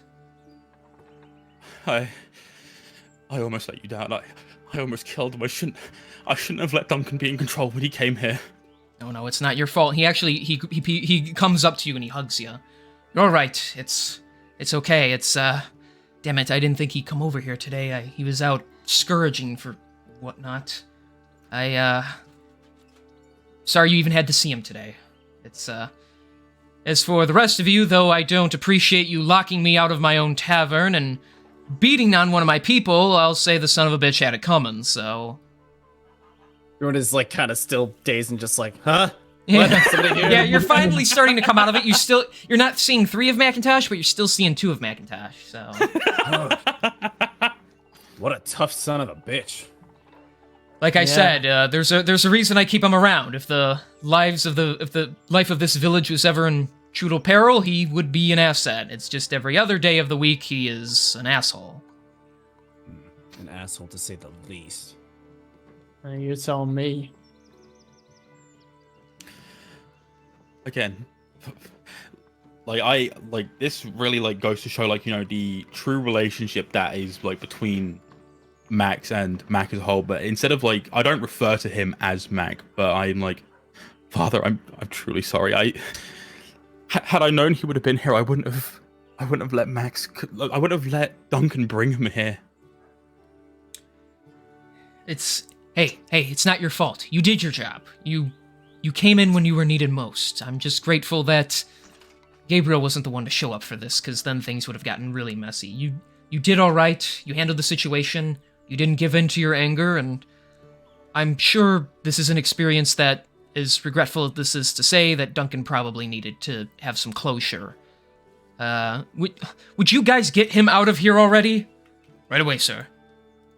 And why didn't you even get involved? Bar fight was kind of cool, not gonna lie. And they take out, they run away with him. Oh, for the love of the gods. Well, speaking of it, and he looks out, he looks out the window he moves this guy, and he looks out the window. That was a clean-ass shot. Wait, that wasn't you? Oh, of course not. I was trying to get the door open. I didn't want any of this to resort to violence. Are you out there? You can come in now. You handled the situation a little more vicious than I would have liked. And, Vicindy, you recognize this cloaked figure as he takes his hood off. He's the guy that you saw talking to, Duncan, Max, whoever he was at the time, as he comes in. I'm just glad I got involved when the time was necessary. Don't want to see my target here become a risk factor. No, you did your job, Azrael. I appreciate it. Hang on a minute. It's you. You've been following us this entire time. I recognize you. Was this the guy outside of Westershin? Yeah. No, that was Edmund. This is a different guy. Edmund. Got it. This guy turns around. He's got elven ears and a long white beard. He's an older guy. Yes, I see you have caught on to me. Well, I have no option but to explain myself. My name is Azrael, and, well, I work for the Adventurers Guild. You see, Max here, he is my target. Targets? I'm sorry, I didn't even know there was such a thing. The Adventurers Guild is a place where people quite like yourselves, or even myself, can get odd jobs. Well, I received a post of Macintosh, and I was explaining that he needed someone to look after his quote-unquote son. I was given the details, and I understand Max quite well. I have been somewhat of a peacekeeper among him and his various selves, and I only wish I got here quicker to intercept Raymond before he ever made his way inside this place. And he actually bows to Macintosh. For that, you have my apologies. No, you're quite all right. You handled things as requested, and I appreciate that, and we didn't have to, run into any risks. I cannot thank you enough for doing what you did. I'm gonna be honest, had Mac not arrived or you not intervened, I don't even want to think about what I would have done to him. I wouldn't have let it get that far. My job is to see that Duncan is safe, and I see that job through to the end, though we might have discussing, the two of us, Mac, on what to do with today's outcome. Indeed, at the very least, we'll make sure these two don't cross paths for the rest of your stay. However, I must urge you guys that you might not want to stay too long. You're welcome to spend the night, should you so wish, and we'll keep Raymond locked up until then. That's all we can ask. Thank you. I want to make sure that we're at least here for, until either tomorrow or the following day, just so we can kind of keep an eye on things in case the Yorks do come whilst we're here. And then we'll head south, going on our merry way to then see what we can do about the York problem, but then also our own issues at hand. Of course, you're more than welcome to stay. I apologize to you for not being an adequate enough host, ensuring that all of you were safe. And to you as well, Beatrice, we can afford the damages to the shop. You're damn right you will! This is ridiculous! My apologies, Beatrice and Macintosh, for causing such a disruption. How much would it be? I've accumulated a fair bit of money on my travels. I can cover the cost considering it's my fault that anything broke out in the first place. Please, it's not your fault. It's not your fault for being here that bastard found you. We'll tell you what, we'll just say we break even. And if you slay Kuvak, just send word to me that we know all has been handled.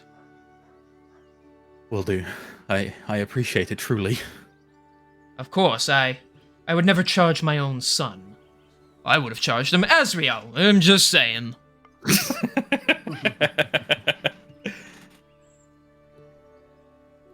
Alas. Wait, hang on a minute. Huh? Your own. Hang on. Did we not literally say earlier that you had a crush on? Hang on a minute. I'm confused.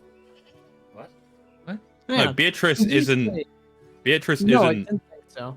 No. No, okay. I was wondering. I was like, there's some serious questionable incest thing going on here. No, I that's know. not his wife. That's not Mac's wife. No. No, I thought. It's think more so 'cause she like said she Mac wouldn't was charge saying that, his like, own you know, son. I I would. thought Yeah. it was Beatrice saying that for a minute. I was like, hang on. Didn't you literally say earlier you had a crush on her? This village like, is weird, man. Look, Yeah. it's fantasy, but not that kind of fantasy. Oh There's some god. sort of Star Wars type shit going on here. I don't know what this is. Alas, problem has been solved. I'm gonna go keep an eye on that rat bastard. But my job for today has been fine. I'll keep my eyes out for anything else. And he makes his way out. So. Well, I don't know what to say. Father, if it's all right with you, and if you have the time, I would like to buy you a drink and maybe a meal to thank you for your hospitality. All right. Yes. You can treat me for once. Let's go, my boy. And then I look over at Bjorn and Vicindi, and I'm like, truly, thank you. Duncan, he means well, but he wouldn't have been able to face off against him on his own. I appreciate both of you being there for him.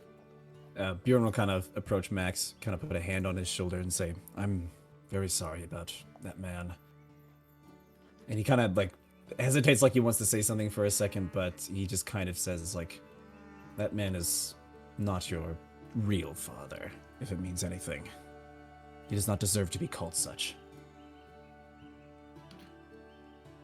You're right, and I am going to tell you right now before we do sit down and enjoy a meal and a drink together, that business in Westershire between us, I'm not fully past it, but I will tell you this.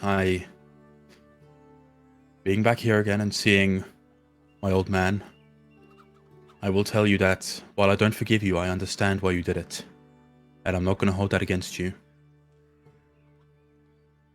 I don't expect you to forgive me, but thank you for being understanding, Max. I give him like a nod and I make my way to Beatrice, like placing down orders for like everyone, not only in terms of ale, but like in terms of like our food as well. Okay. Hey, what about me? I helped. I was there for moral support. I'm gonna sort of, because I guess that sort of just leaves us here now, me, Bjorn, and such. I'm gonna sort of turn to Bjorn and say, why did the two of you, why did you and Oh, you're gonna be Mr. here. part ways with Kristoff anyways? He kind of just sighs and just kind of looks back at him. And when I originally went with Kristoff and the others, I saw them as broken people who who wanted to do the right thing, but were doing it the wrong way. Of course, I didn't know exactly what it was at the time, but everything they had told us and everything they had said led me to believe that they truly did want positive change. But after showing me what they wanted and showing me how they were going to go about it, I couldn't stand by and allow that. I told Kristoff that if it came down to, I told Kristoff that I couldn't agree to this. It was cruel, it was unjust, and it wasn't true justice. And I told him that I would do everything in my power to stop him. And because I showed mercy on him before, he allowed Rizzler and I to live and walk out of there. But he did give us a warning that the next time we meet, they will attempt to slay us. Well, a while back I said something about something the same in regards to yourself, but hell, I don't know anymore. Let me tell I you know. this, Bjorn. There are two people in this world. Two kinds of people. There's people like Kristoff. They try something, they fail, they fail in life. They're weaker because of it, because they give in. They think that the world has paid them a shitty hand. And then there's people, well, like Duncan. People that rise above their failures and see the world for what it is. They get back up again, and they're stronger because of it. Kristoff, he maintains that he wants to make the world stronger, and yet he himself is a contradiction. That's exactly what I told him. You're wiser for leaving them. And stronger for it too. You realized your failure, although not technically nothing you said was wrong, but still. I'm glad for you. I just wish it didn't have to come to bloodshed. Well, I'm afraid some people just can't be let off the leash like that. Thank you for your kind words, Vicindy. I know Of that course. I know that I don't deserve any of your or anybody's forgiveness. But I hope that I can show that everything that I've done so far is truly to make everything as best as it can be. That's all I've ever tried to do. Yes. Yes, I can understand that, but I don't see the Knights of Justice seeing it the same way. Well, we'll cross that bridge when we get to it. Of course. I just hope that bridge doesn't approach us before we get to it, if you understand my meaning. Of course.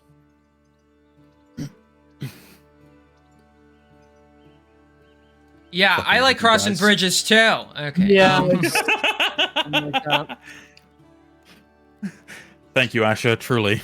Thank you, Asher the Tension Breaker. And just like that, everyone gets inspiration because of that interesting words. no, but it was still good. The roleplay is nice. So you guys spend the evening enjoying some drinks, getting a little buzz, some nice food. No other interruptions. Excuse me for the Hey. night. At I one think point, I dislocated my face um, in that bar fight. Like, holy shit. at one point, while you're talking with your surrogate father, Max, he pauses for a moment and doesn't say anything, and he looks a little like distraught. Father, is everything okay?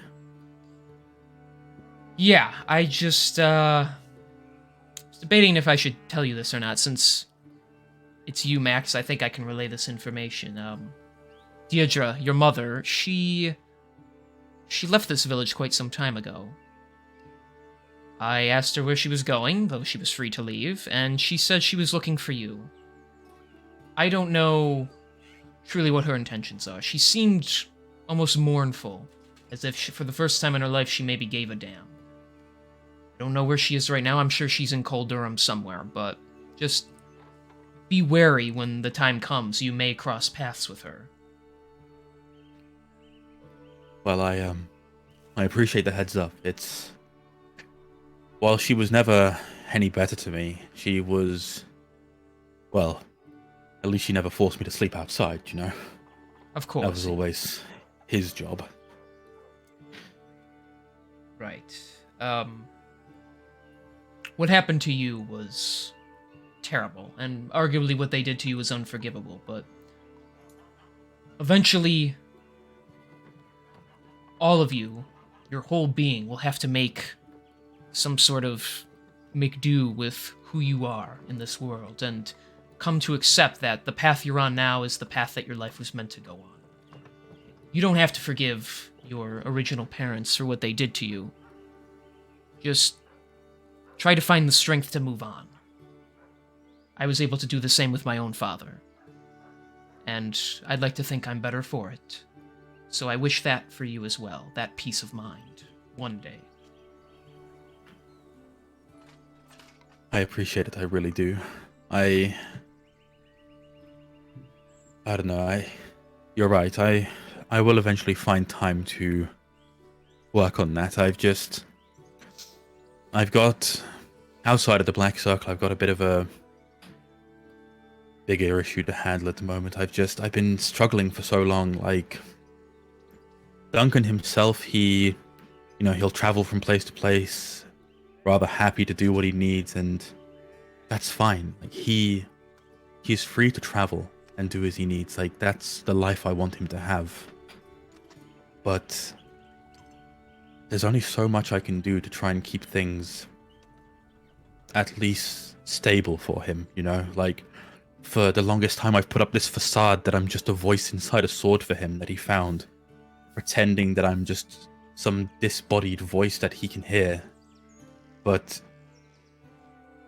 do you know the mental strain it takes to put up a wall between him and Gabriel so they've never met? It's... Honestly, I think the reason I find myself acting so grumpy with him is due to the fact that it takes more energy to keep Gabriel at bay than it does to talk to him. I can't really say I understand, because I do not go through what you do, but I'm sure the work of reining in almost siblings, to if you would call it that, keeping them from causing any issues to your being as a whole, is quite strenuous.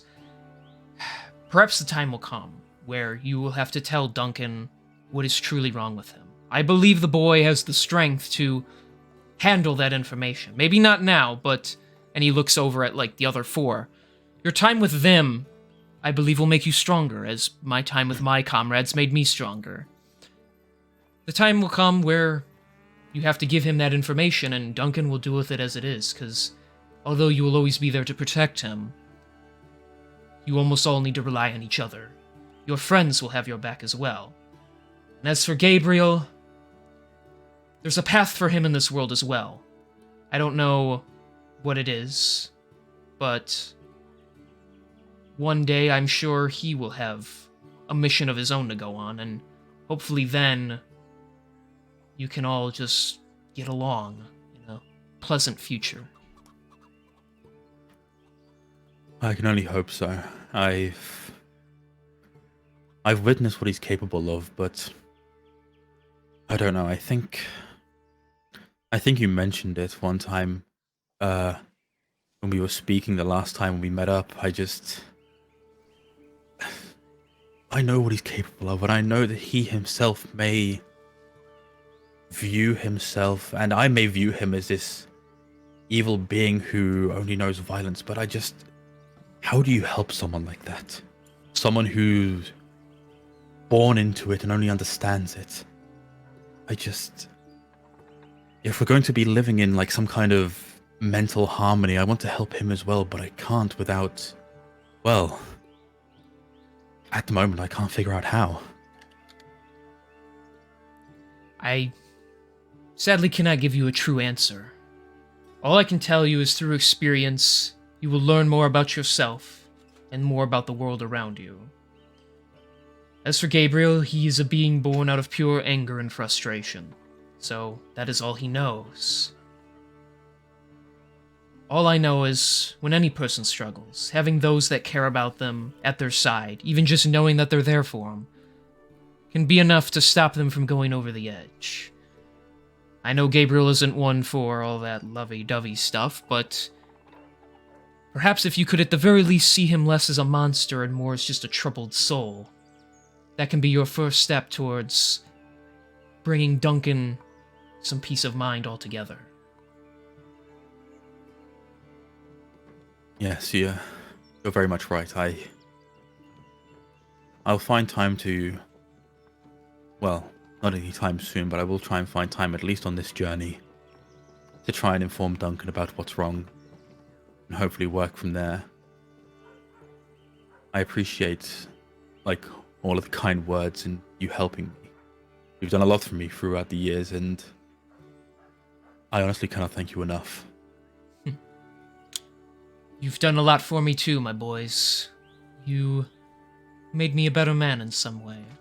You helped me to become what I feared would be wrong with me. But alas, I am happy with how my life turned out. After this big adventure you go on, quite world-altering like my own, I can only hope you will be happy with who you become by the end of it. Spoken like a true adventurer. I suppose so. It's always baked in me, even if I don't travel much. And if you see any of my old comrades out there, give them my best, would you? You know what, I'll keep that in mind. I've always, I've done my best to try and remember descriptions from the tales you've told me, but whether I actually learned them or not, that'll be up for fate to decide. As if you could miss literally any of them except Artorias. They're all quite obvious what they look like. Artorias is the only one who didn't stick out. And that was on purpose, technically, so... Yeah. Well, Maxix back. You know, that reminds me. I have a tale to tell. All of you, gather around. I will tell you of the adventure that I once told Duncan. The story of how we saved the Apothian. And that's where we're going to end today's session. Hey!